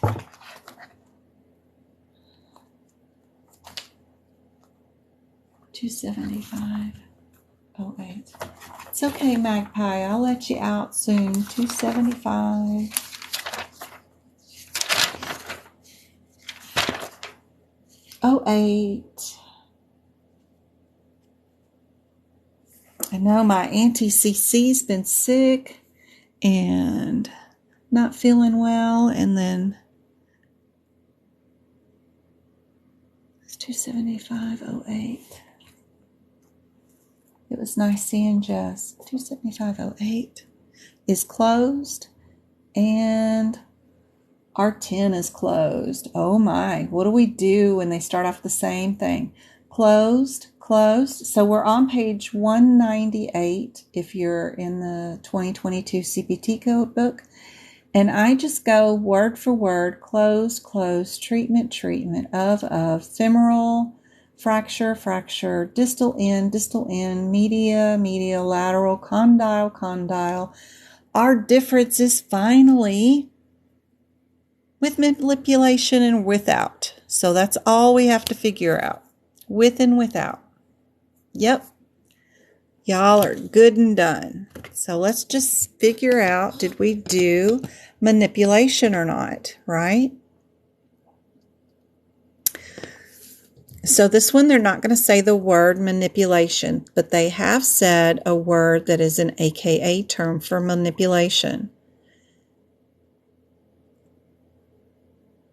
And that is what? For people that may not know it. Does dislocation, does that mean manipulation? Absolutely, I think so. I didn't think about that. Your grandma's awesome, bro. Grandma's awesome. She's going to go take us to McDonald's to go get some ice cream and some french fries. She's hungry. She's going to go drink. Right now? Yeah, right now. Y'all done had Culver's turtle custard today. Now y'all gonna go for ice cream. Y'all spill ice cream in my car that I just had cleaned. I'm gonna be mad. Like a rabid dog. No spilling ice cream. My mom's taking the kids to get them ice cream from McDonald's. And I'm like, don't y'all spill nothing in that car. But that's awesome. I didn't even think about that term. I need to add that to my AKA terms for manipulation is dislocation. You're very, very right. I have not thought about that. So here I am writing it in my book. Dislocation. And I already had reduction. Yeah.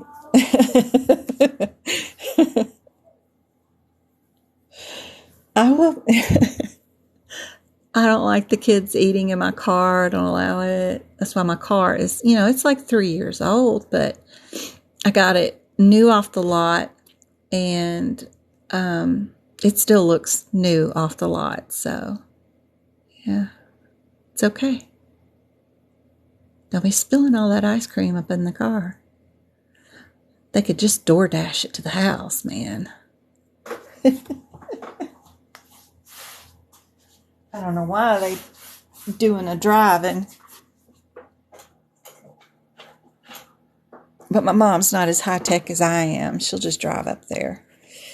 But I like that, yes. So if you don't have those 2 words down, that'll help you out. So we do have manipulation. So we can get rid of those 2. Yeah, I'm from Memphis, Tennessee, and that was one of the things you stayed away from was rabid dogs. So we've got the first code the same.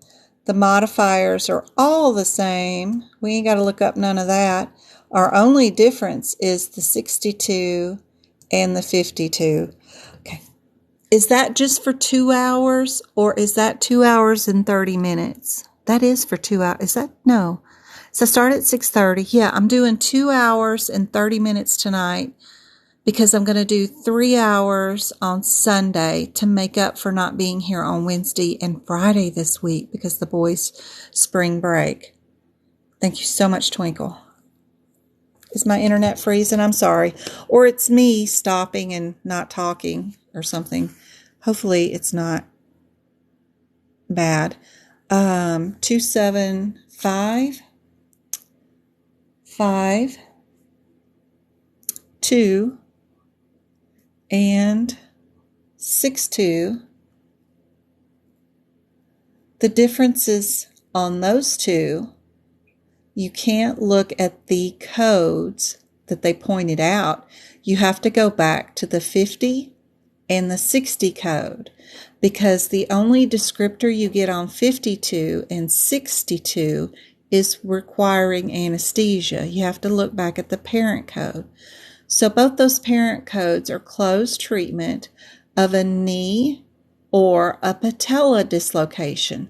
What do we have with this patient? Do we have a knee dislocation or a patella? Because a patella is that covering over the top of your knee, that little cuppy looking thing. So what would you call this?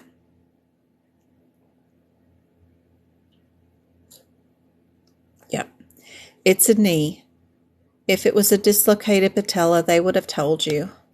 So don't forget, sometimes you can't even go to the 5th digit of the CPT code. You've got to go to the parent code it's related to find the correct answer. So this would have been 60 and this would have been 50 that you needed to look at to find your differences.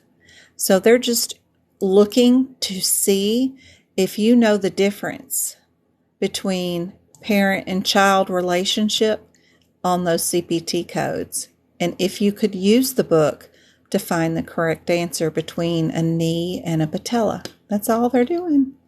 So very good. Very good, very good, very good. All right, anesthesia.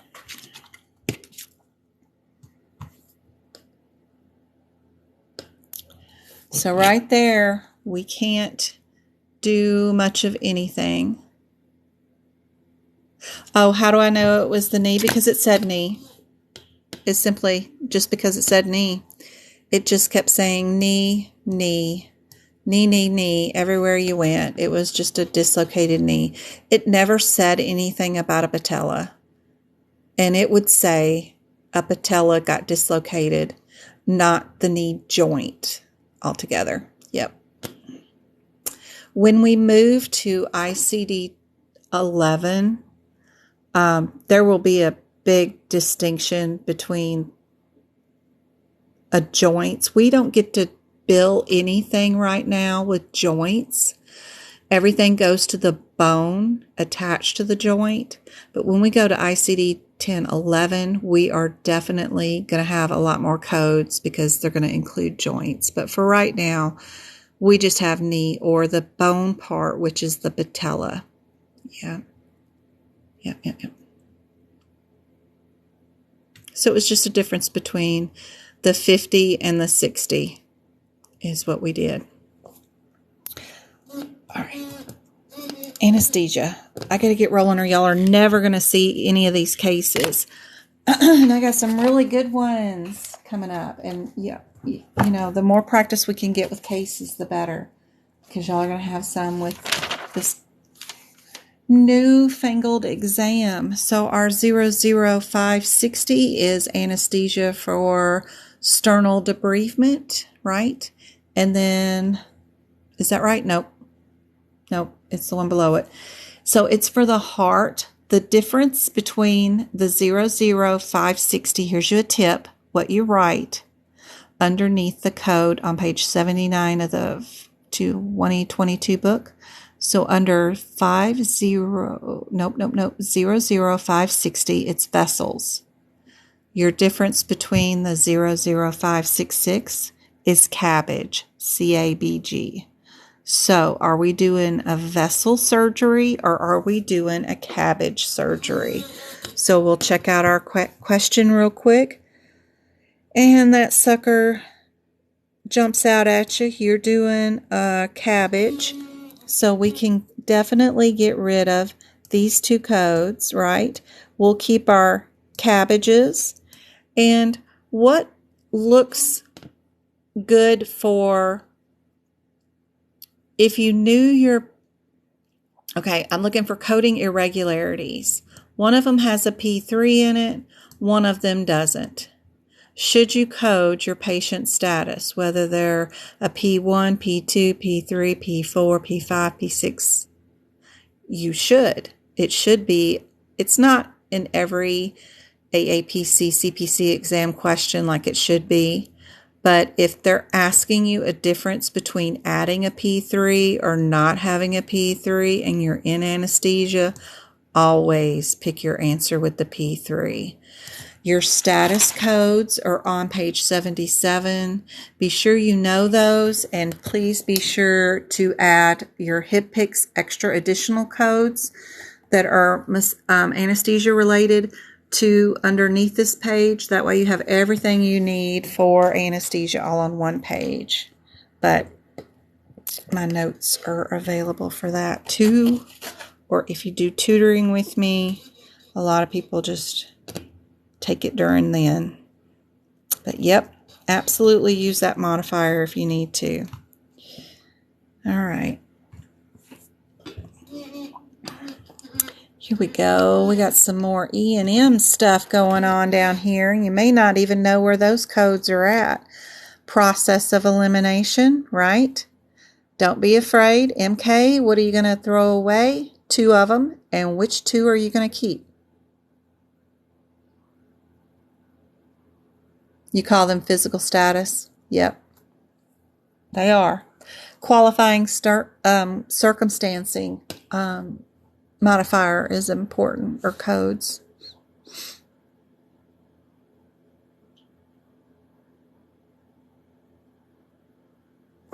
Perfect. You're going to keep A and C. Don't be afraid to throw away that 6 for right now. That's wonderful. All you need to know is if can you add that code with that code, and to find that information out, go to the 75 first. So 949. No, 994. Oh my gosh. 994. Can't tell I'm dyslexic at all.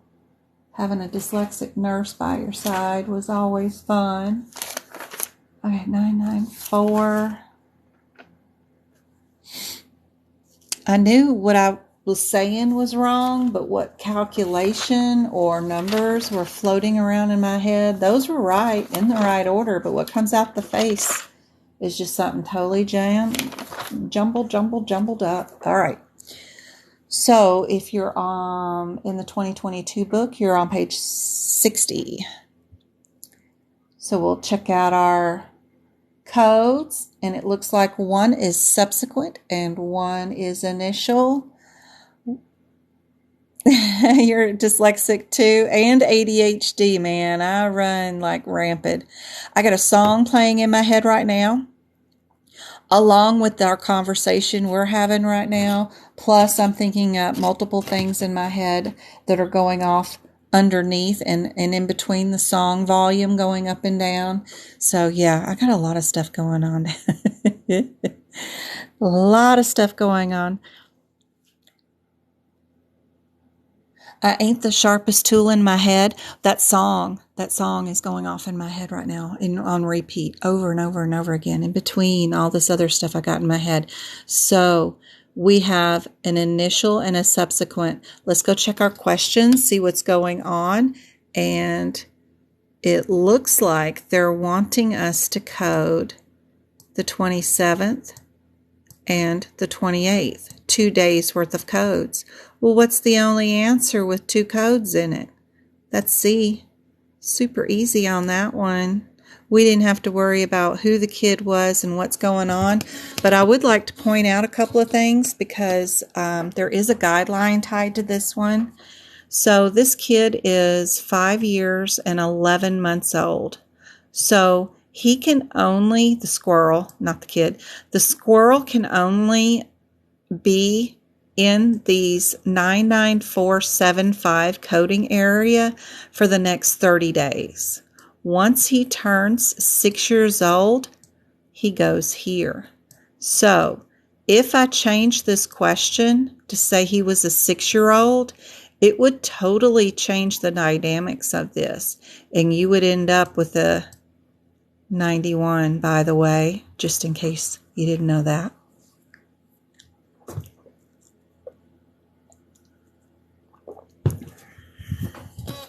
Alrighty. Another lab and path one.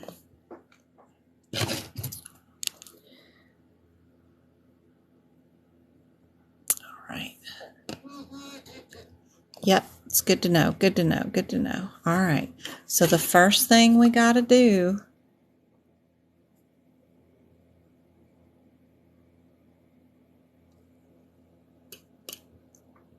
is find out if we are an 06 or an 07. And I think the differences between this is the way they perform the lab test.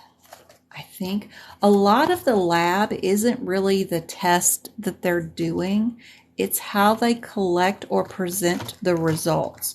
So it gets pretty difficult sometimes to figure out if you're in the right section or not. So we're on page 604 of the 2022. So the top one, the 05, just means that somebody's looking at something with their eyeballs. The 06 is being assisted optical. That means you're looking at it with a dipstick or something, or a card that is changing colors, and they're giving you references to look at. So they're assisting you, right?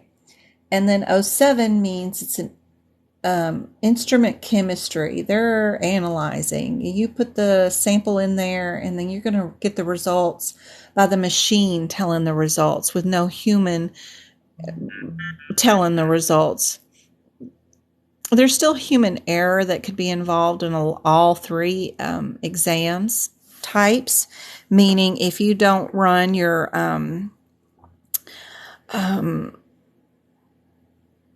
protocols correctly on your analyzer machines, you could have abnormal results all day long if you didn't do your pre-workup in the morning correctly. So let's just see if we are doing a machine result with an analyzer, or are we doing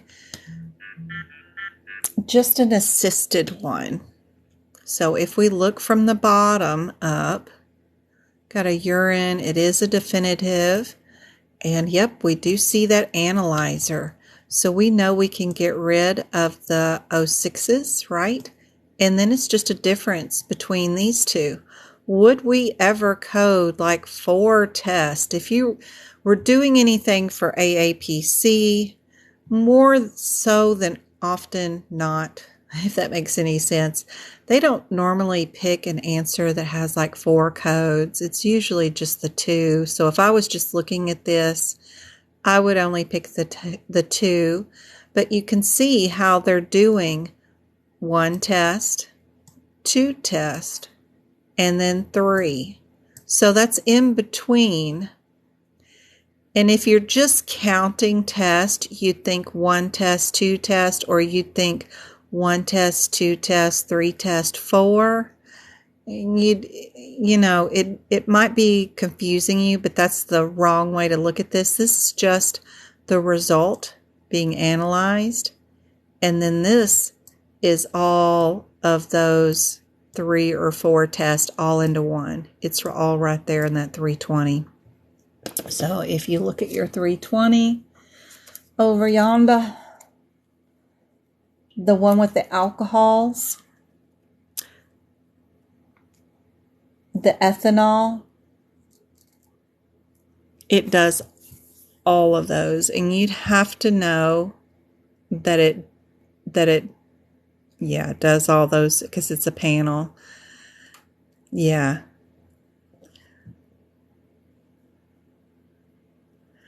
I am going to do, because it's been 2 hours, 6:30 to, so I'm due until 9 o'clock tonight for sure. I'm on page 8 of 21. I still got to get rolling, guys, because I'm never going to get through with all these questions. So if y'all want to hang in for 30 more minutes, I know it's really late, East Coast time. If y'all could do just a few more, I'll try to do them fast. You miss so much, Betty? Girl, I've been talking about you. I need another document too. She's been making me up so many documents, and I haven't even been able to do anything with any of them yet. Oh my gosh, but I got another one for you. But yep, I'm going to go till 9 o'clock tonight because I can't do a live on Wednesday and Friday, but I'm going to do one on Saturday for 3 hours to make up for that. So because the boys' spring break. So I'm going to go right now. Yep. I figured out that during our workshop number 2, that because I wasn't doing the regular E&Ms, a lot of people were having a lot of trouble finding the sniff codes, and we were telling people page numbers and stuff. People need to practice those, and I'd like to have a top 20 list of maybe some of the most difficult CPT codes to find just for E&M, just a list, the code numbers. I don't want any descriptors, but a randomized list where they're not in order of the top 20 most difficult codes to find of some sort. Just so they're going from one end of that E&M section to the other end, trying to find these E&M codes, even our one in the back that was for a 90-day post-op follow-up that isn't even in E&M, but just a list of 20 codes they can go and just try to find as fast as they can, because a lot of people can't find codes and they rely on Google or somebody telling them what page number is. And then when they get to their CPC exam, nobody's going to be there to help you. You got to find it all on your own. And I think that would be awesome for E&M, for lab and path, and probably medicine too, because those are the most messed up sections for sure.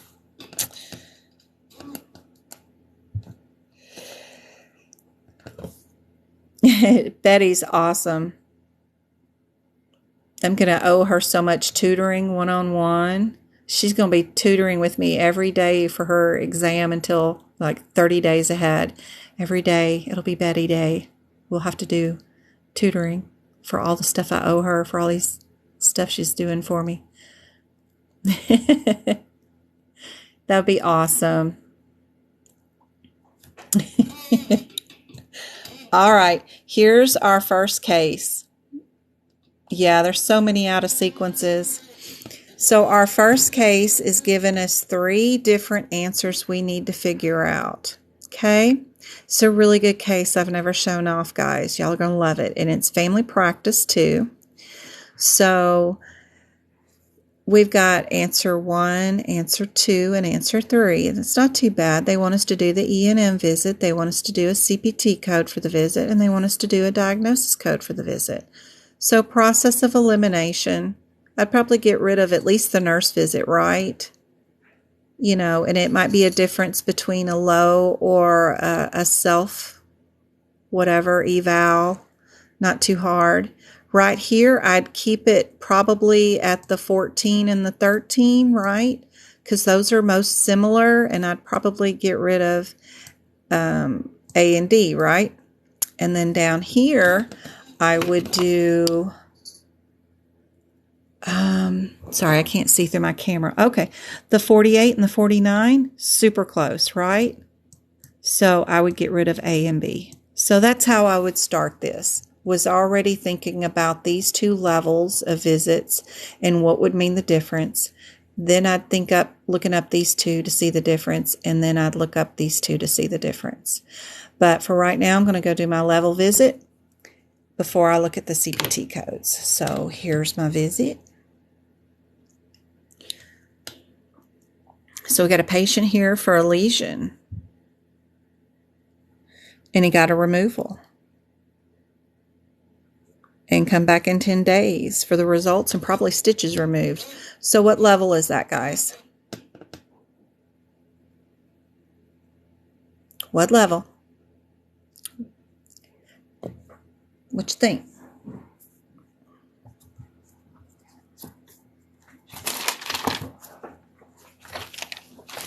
Everybody thinks it's a 13. All right, I'm going to circle that answer. Let's go on to our 113 and our 114. What's our differences there? 113. 113. Our header for that one is a shave. Our 114 header is benign lesion or a shave. What are we doing? Did we do, ooh, I do see the word shave right there. Shave biopsy, shaved off. Yep, yep, yep. So I like the shave. Y'all agree? You think B? Yeah? Okay. Diagnosis.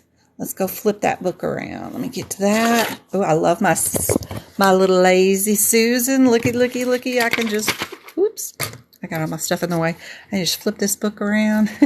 Go right there. Love that thing. It's. We'll go to D48. D48. 5. A, B, C, D. Yeah, you can't sing during your exam. So some people get those rulers that have the alphabet on the ruler. I wouldn't blame nobody for bringing that. D48.5, because it'll keep you in line with the bubble sheet, you know, because they're separate from the book.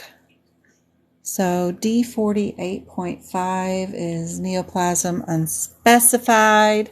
Do they ever, or uncertain behavior? And then our D49.2 is neoplasm unspecified bone, soft tissue, and skin. The other one was of skin, so they're both skin. One of them's neoplasm. What's our differences? So our includes breast, anal margins, those kind of things.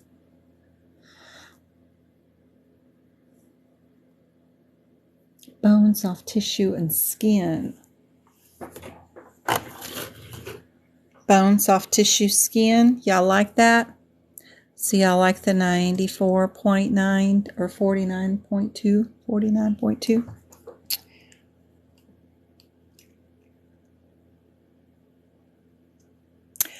Well, I can tell you got one right. And I tell you where you went wrong with number 1. The answer is actually none, because you're only doing a procedure, right? You're not doing an evaluation or management of any disease. You're only doing a procedure. If you look at this question, they didn't ask about meds, they didn't check a weight, they didn't do a blood pressure, they didn't do anything, right? Patient just came in for a lesion removal. I know you hate me, Betty. Don't make me, this is very difficult. This is a very difficult question. You always come in on the wrong question, where I've done all the easy, good ones. I meant to trick you, so this was on purpose. So, if there is no evaluation and management of a disease process or a critical issue, there was no meds taken, there was nothing. There was just a procedure. I just needed to shave some skin off of you. You don't get to bill an E&M. So don't forget your major number 1 guideline that is for billing any E&M. That's why you get to bill with a modifier 25 on an E&M with a procedure like this. It's because, well, maybe we went back and talked about her diabetes or her hypertension during the visit. That's why you see a lot of answers during the CPC exam with a modifier 25 and an E&M with an integumentary code. It's because they did an evaluation and management of some other disease process. So this one would have been D for sure. Now, this one, when we looked up the 13 and the 14 here,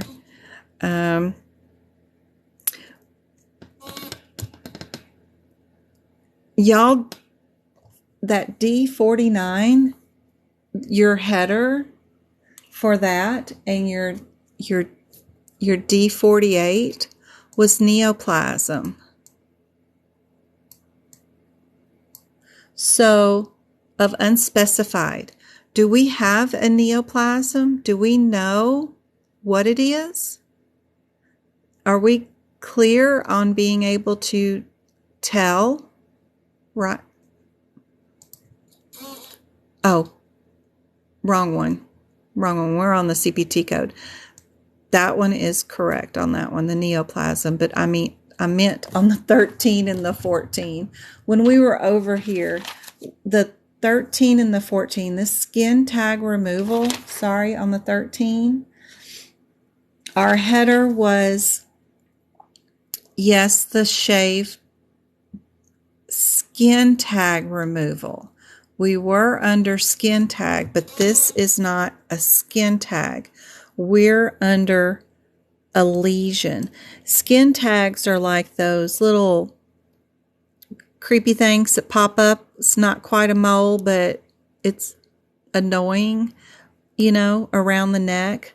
Those little, I don't know what they are. Little weird things. And, they think that they are actually caused by viruses, by the way, and wearing necklaces or tight neck shirts aggravates them. That's aggravates that virus and inflammation. That's why if you ever see skin tags, they're always around most people's necks, is because of all the jewelry, tin, aluminum, things that are made in necklaces, and constant rubbing of that area. And because we aggravate the skin there at that level, we get those little weird skin tags. And then people get them underneath their armpits because their arms are always rubbing together when they walk.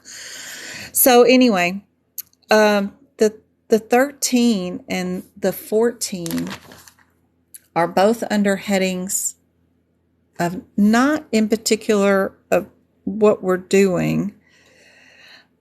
If we go look at our other two codes, the 11102 and the 11102, we didn't think when we were looking at these and doing the process of elimination, I immediately jumped to the 13 and the 14 because they were next to each other, but I forgot that I had two that were the same code, and we're supposed to do the same code, right, when it has it, and then you get rid of the ones that are one away from each other.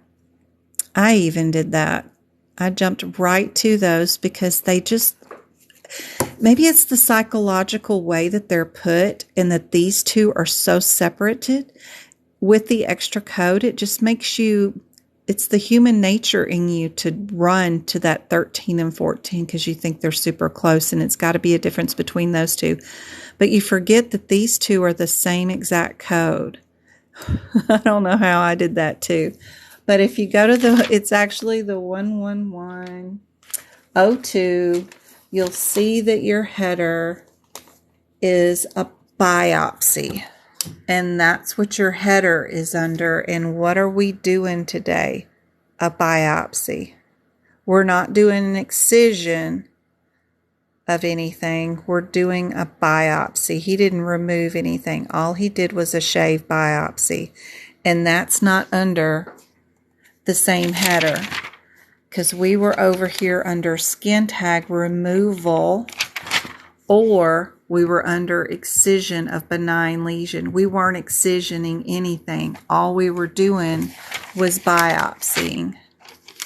And you can see how easy it is to forget and think you're in the right spot when, if you take a step back, you'll realize you're in the wrong spot. So easily, too. So your answer is just D on that one, too. We're just doing a biopsy. And it clearly states we're just doing a biopsy. We're not excising. We're not removing anything. We just did a shave biopsy, not a shave removal. So all the answers for this question was all D. And I got the rationale because I wasn't sure if, when I worked it up, because I've never seen the question before, if I was going to be able to explain it too. And I did a terrible job of explaining it, but I even went to the wrong one, that one. Man.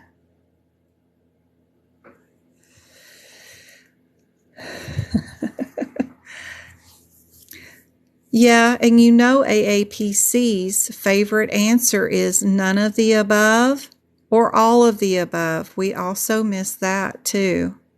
So, you know they love that.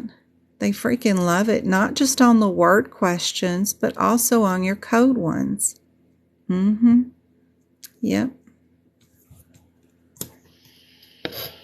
I knew I'd like the question. That's why I put it in here, but 5 minutes before we went live, but it's all right. So we got another one. This is another case, but what's going on here is that we are not coding the E&M. It says in addition to the E&M, what's the first listed code for the patient's encounter? So the E&M is already coded. We'll have to pretend. Now it wants us to just give them the CPT code for that visit. So process of elimination, the 56 and the 69 are 10 codes away. And yeah, this one, yeah, and that one are 10 away, but the 4 makes them 400 away. Very interesting. Betty's already figured out the answer for EKG. Can you bill an EKG? What if it's critical care? You can't do that if it's critical care. Let's go see what's going on. We do have an emergency room visit. It doesn't say, we got IV access. Is that EKG? That can't be an EKG. They're not doing an EKG. They're doing fluids through an external jugular vein. Ooh, so that's like hardcore. Hardcore. You need an MD to do that. You can't even have, yep.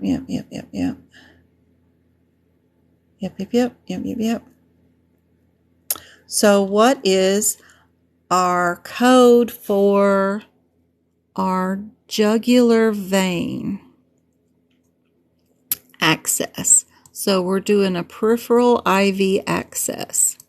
I wonder if it's in that list. You know that list in E&M that we have that we can add to visits as additional codes? What page is that on? Like 66 or where am I at? We have that lovely list that way that'll keep us from having to go all the way to the back of the book. Is the list, where is that list? 69? No. We have that list of codes of stuff that can be added for critical care.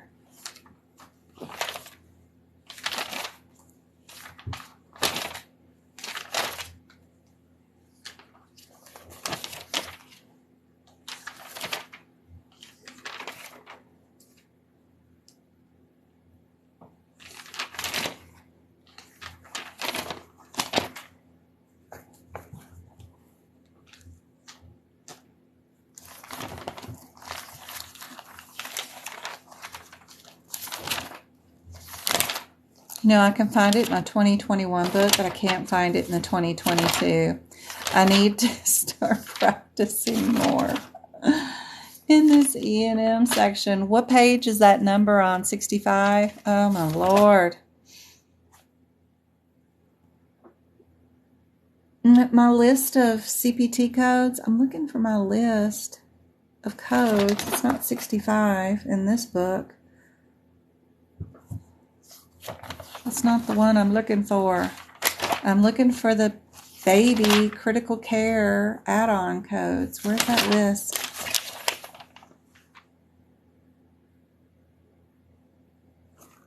It's not on 65 in my book. 2022 book. I don't have anything but a darn chart on mine. There it is. 59, page 59 of the 2022 book. This list is what I'm looking for. See? It's got the peripheral vessel catheterization right there. This is the list of what you can add for critical care. They have all of these listed and that one. In the 2021 book, I think it's on page 54. But this list is handy dandy, so you don't have to go back to the back, because we could look up the ones that are the 556 would probably be in here somewhere too. But just seeing that peripheral vessel catheterization, that's what they were doing, peripheral.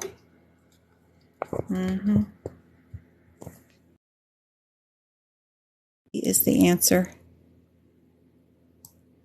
Got to get good finding these codes. There's our rationale for that one. Yep, you were right about the needle placement. Yep. All right. Here's another case. Only wanting one answer. This one is our critical care, right? We've got. And then the 85, probably get rid of, right? Probably. It's the ER code, and then we have critical care. So I'd go to the 91 code to see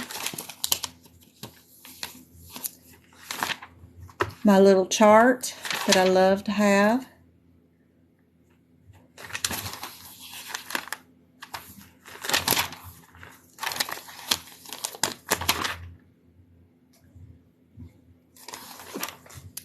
Which is on page 33. I whited out all the times ones because they don't make any sense. I hate those things.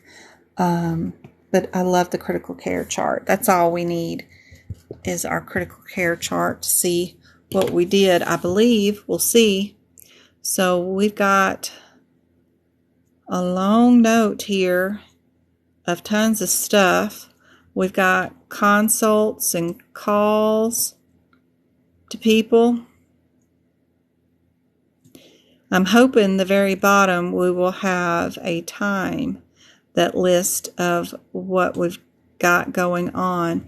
If we did 75 minutes, that's getting me two codes, but I bet, you see how they have total time for the procedure? I bet they're trying to see if we know the difference between what time we can code and what time we can't code. He took phone calls up here, right?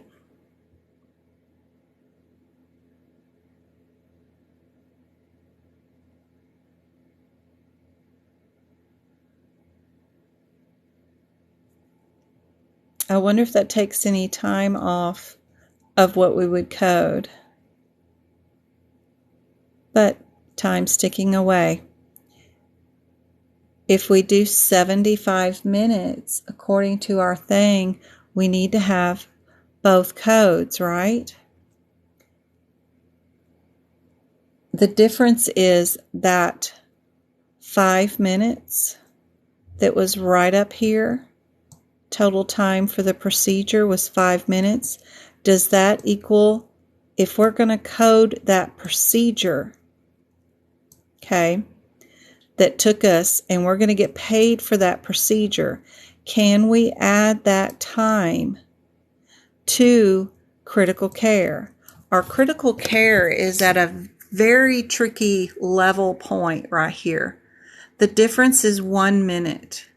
If we took 1 minute off, even those 5 minutes, we'd be here at a 70, where we're only coding it once. If we code it at 75 minutes, we're adding these two codes. And AAPC wants to know if you guys know the difference. If we're going to add the time to do a procedure and bill that procedure, is that double billing?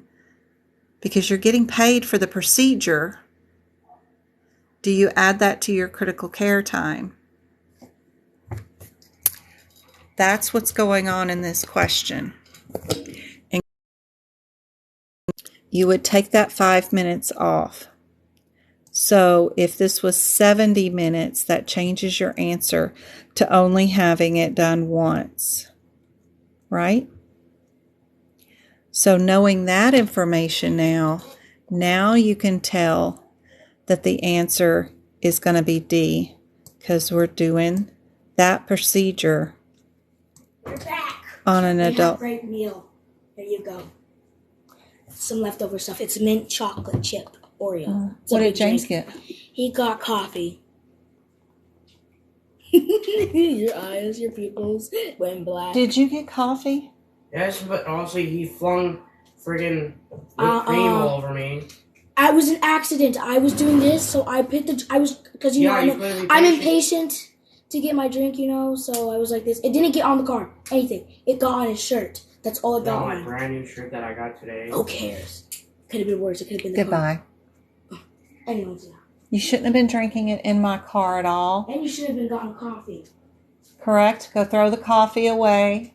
It stunts your growth. My children are not allowed to have caffeine or coffee. Grandma knows better.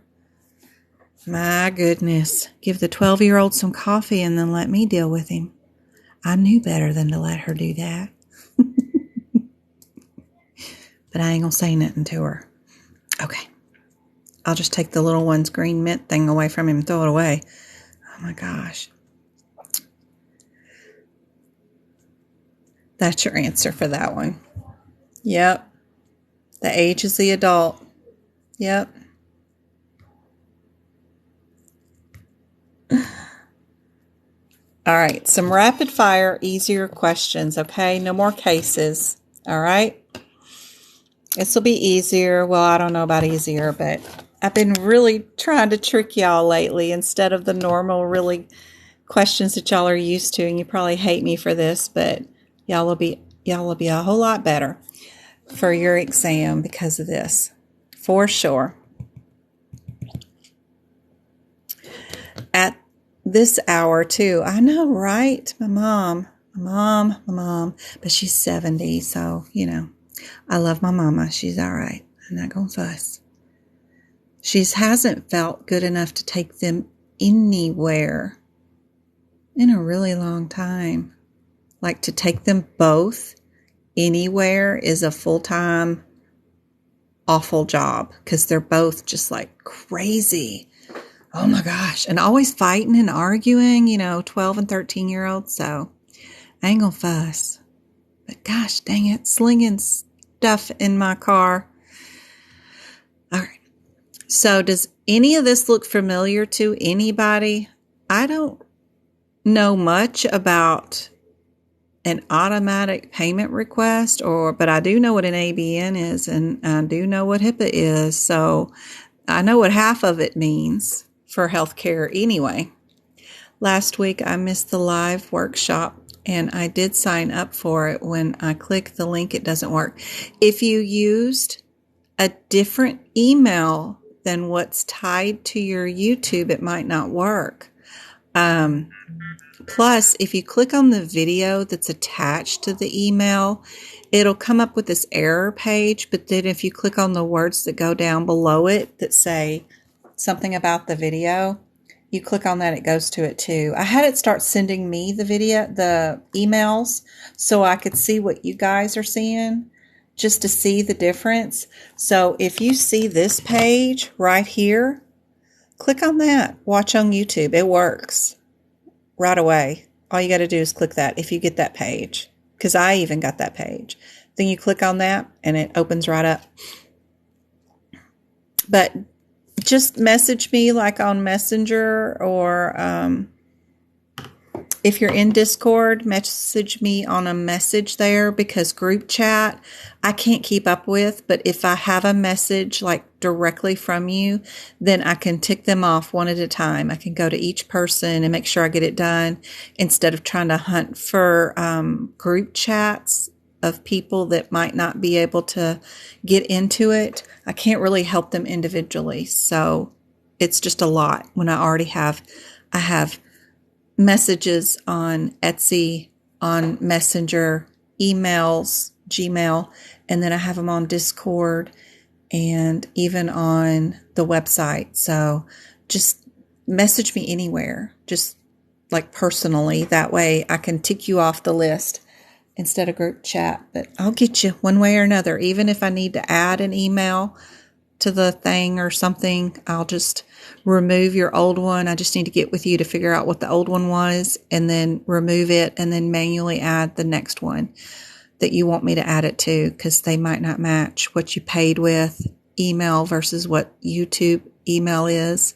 Just need to know what the differences are so I can remove one and add the other one. We'll get it done. Group chat will be hard to find everybody, and make sure I didn't miss somebody with life and everything going on. So we will get her done. And this next Sunday, when I'm doing not this Sunday, but the one afterwards, we're going to be doing cardiology, like 80 questions of cardiology on a Sunday. The link to the Zoom is already in the purchase. So you'll already have it. You won't have to wait for an email from me. You'll have the link to actually get into the Zoom right away. So that'll be helpful. All right, our question.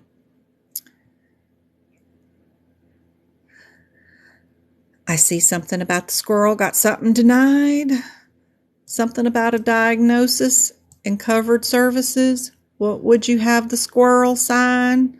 Well, I think I know what that is. What about you guys?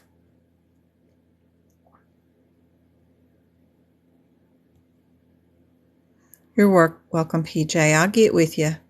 I just have not had a chance to deal with everybody's messages today with the boys' dentist appointment and then their haircuts.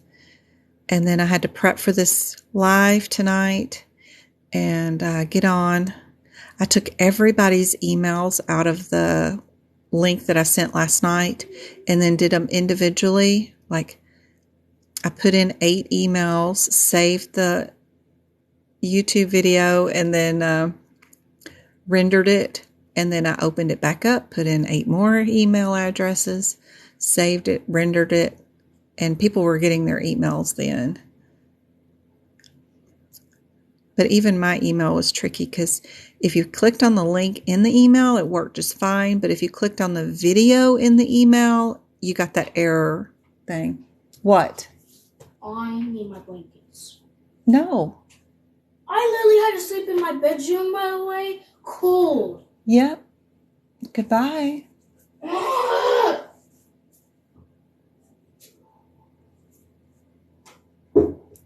And your behavior did not improve today. No improvement in behavior gets no improvement in the punishment. Gotta learn that. Gotta learn. Sorry, guys. Yes, ABN. My kids are getting all distracting. Okay. ABN is right. Yep. Anatomy. Here we go. Oops, I showed you the answer on that one. Sorry. Splenic, fixture, descending, hepatic, whatever. For process of elimination, I'd get rid of that and I'd keep all the flexes, right? So I just need to know what my differences are. I don't know about a lumbar thing, but if we're in the left colic flexure, where is that? It's probably a difference between C and A.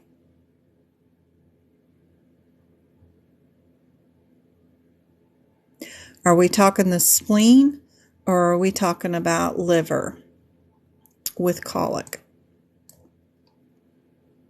And it's an AKA term, so if you don't get it right, be sure and write this down in your book somewhere under digestion, and it is A.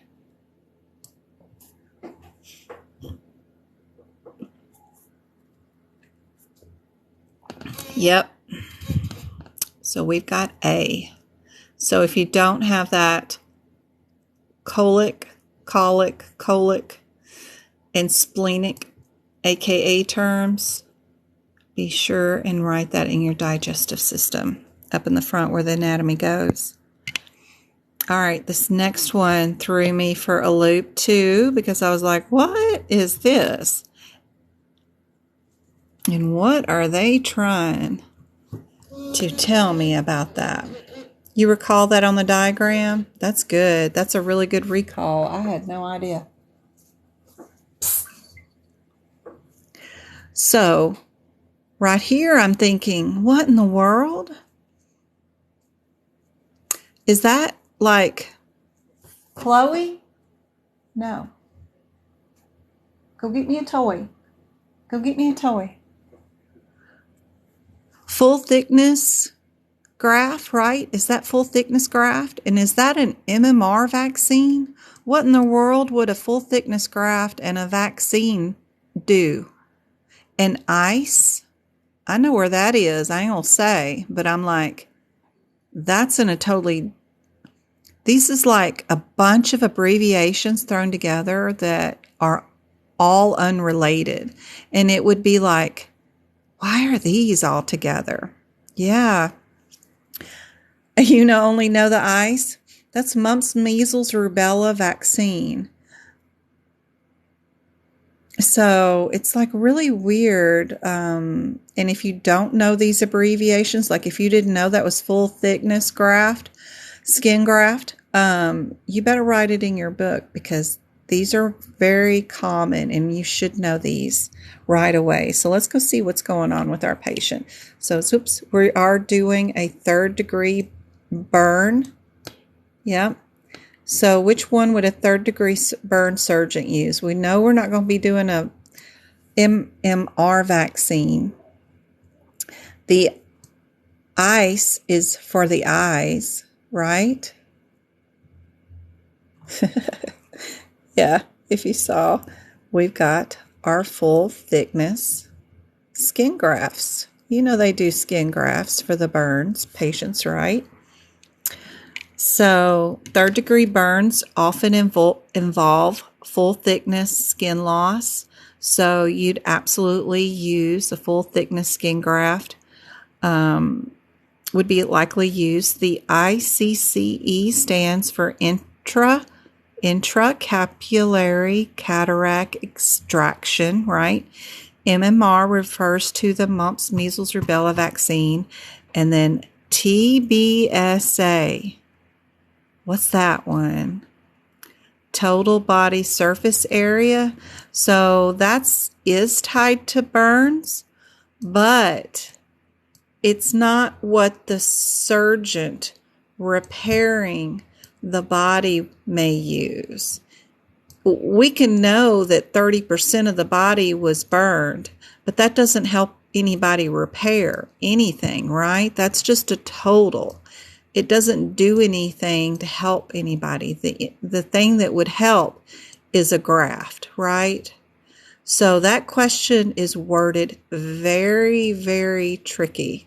And you can see how they gave you 2 crappy throwaway answers for eyes and a vaccine.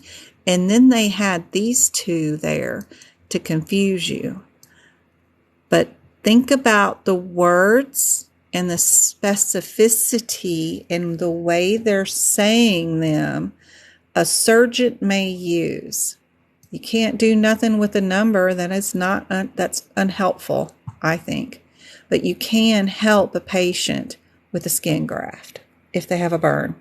So I hope that helps for that question. Did I do any more? Oh, thank God. That's it. That's all I had prepped for tonight. I knew it was a lot and I went over still. So that was almost 3 hours. I'm 15 minutes away from being 3 hours. So I appreciate you guys. That was really long. I thank y'all for being up so late. And I'm sorry on a Monday to keep y'all up so late. But keep in mind, I won't be here on Wednesday or Friday, guys. But I will be back on Saturday. I will do another 3 hours for sure. And here on TikTok. And don't forget, we've got the cardiology coming up, not this Sunday, but next Sunday.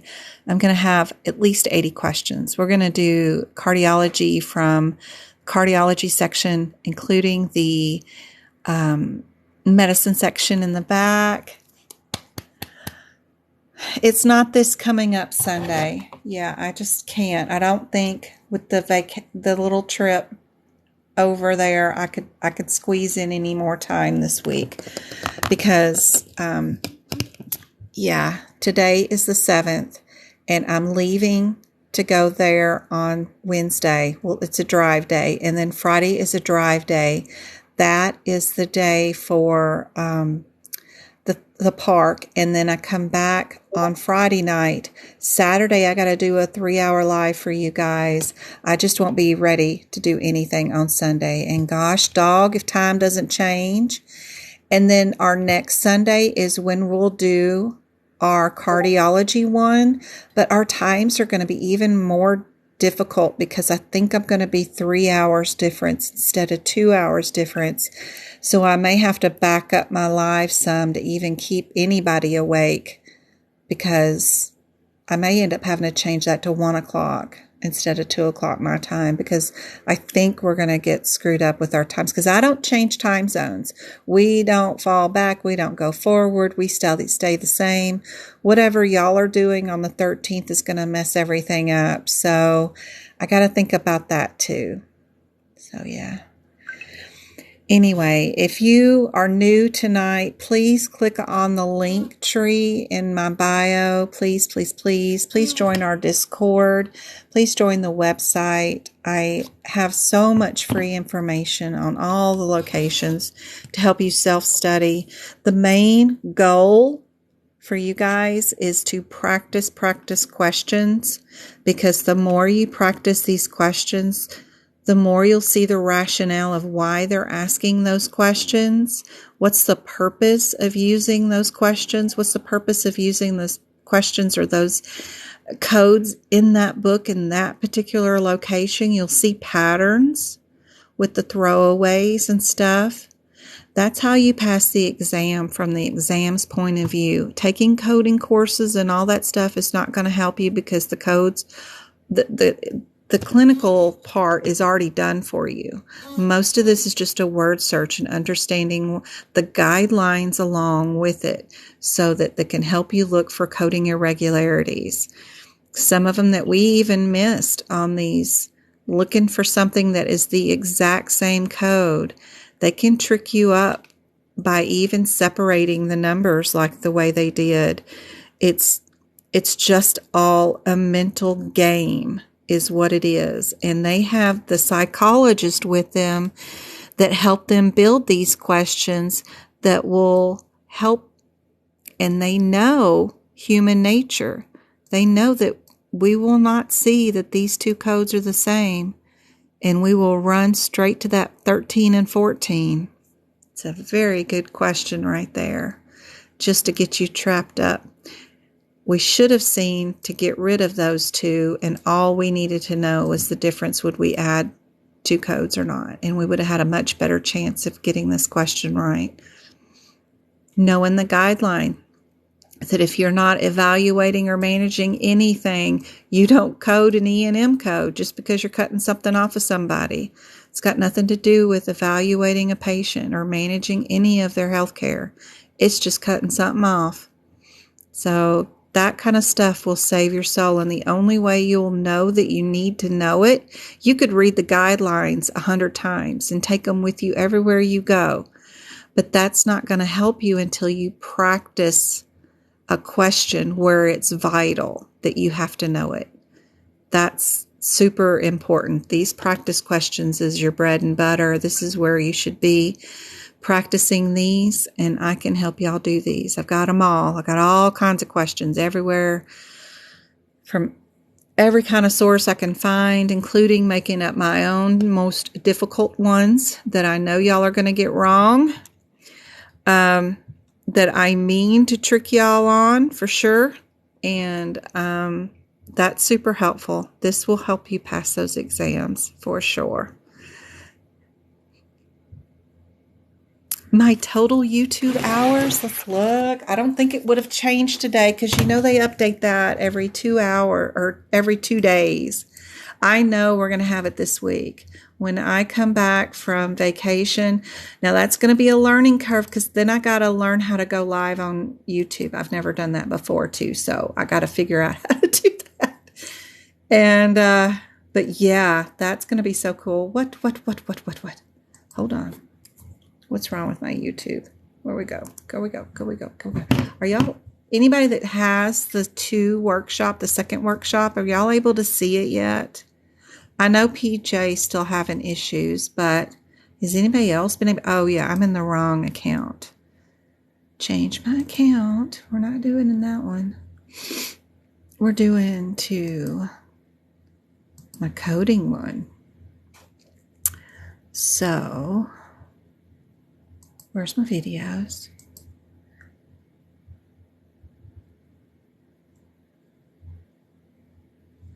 Thanks, guys. You know, I'll be along the way chatting with y'all, and I got to get caught up on all my messages for sure. There's a million messages that I've got to get caught up on. Where's my videos? Jeez, Pete. To see where I'm at. Okay, my channel. Yep. I'm still in the wrong thing. Why do you keep going? Switch accounts. Oops. Look, I got 1,300 subscribers to my YouTube channel. That is so much fun. Okay. YouTube is not responding. It only wants to look at my rabbit ones. My personal videos. Look at this rabbit.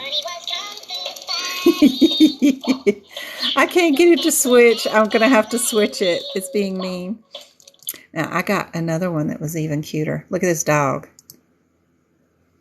He's awesome.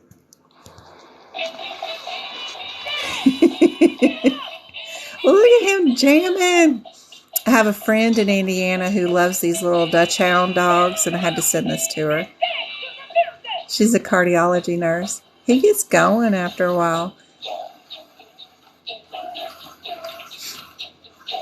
Easter is the best time for these things. We had this rabbit that was running all over the place. And he just keeps going. Sent that to Pixie for Christmas one year. I don't know how many years ago these were. These were a long time ago.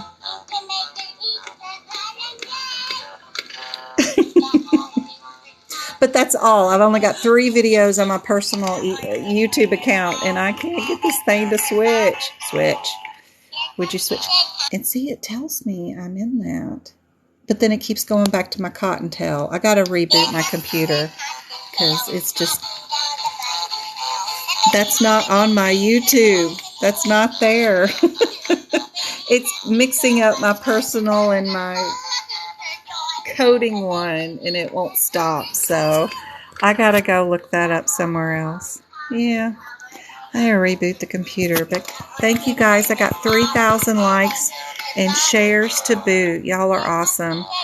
I will be on Discord. I know I got a lot of messages to catch up on, and plus I'm gonna be back to do that freaking book. I got to finish digestion so I can get cardiology done. And cardiology is such a big section. And I've got, how many days until we're doing this whole cardiology section? And that means I got to do the medicine codes with it. And I haven't done anything in that section. So I'll be back in a little while and do some bookmarking up. I'm just going to go put Travis to bed after he drank. Not a small one either. No, she had to get on the extra tall thing. Oh my God. James sucking down that coffee. All right, I'll be back in 30. I will, MK. Absolutely. Good night, y'all. I'll see you soon.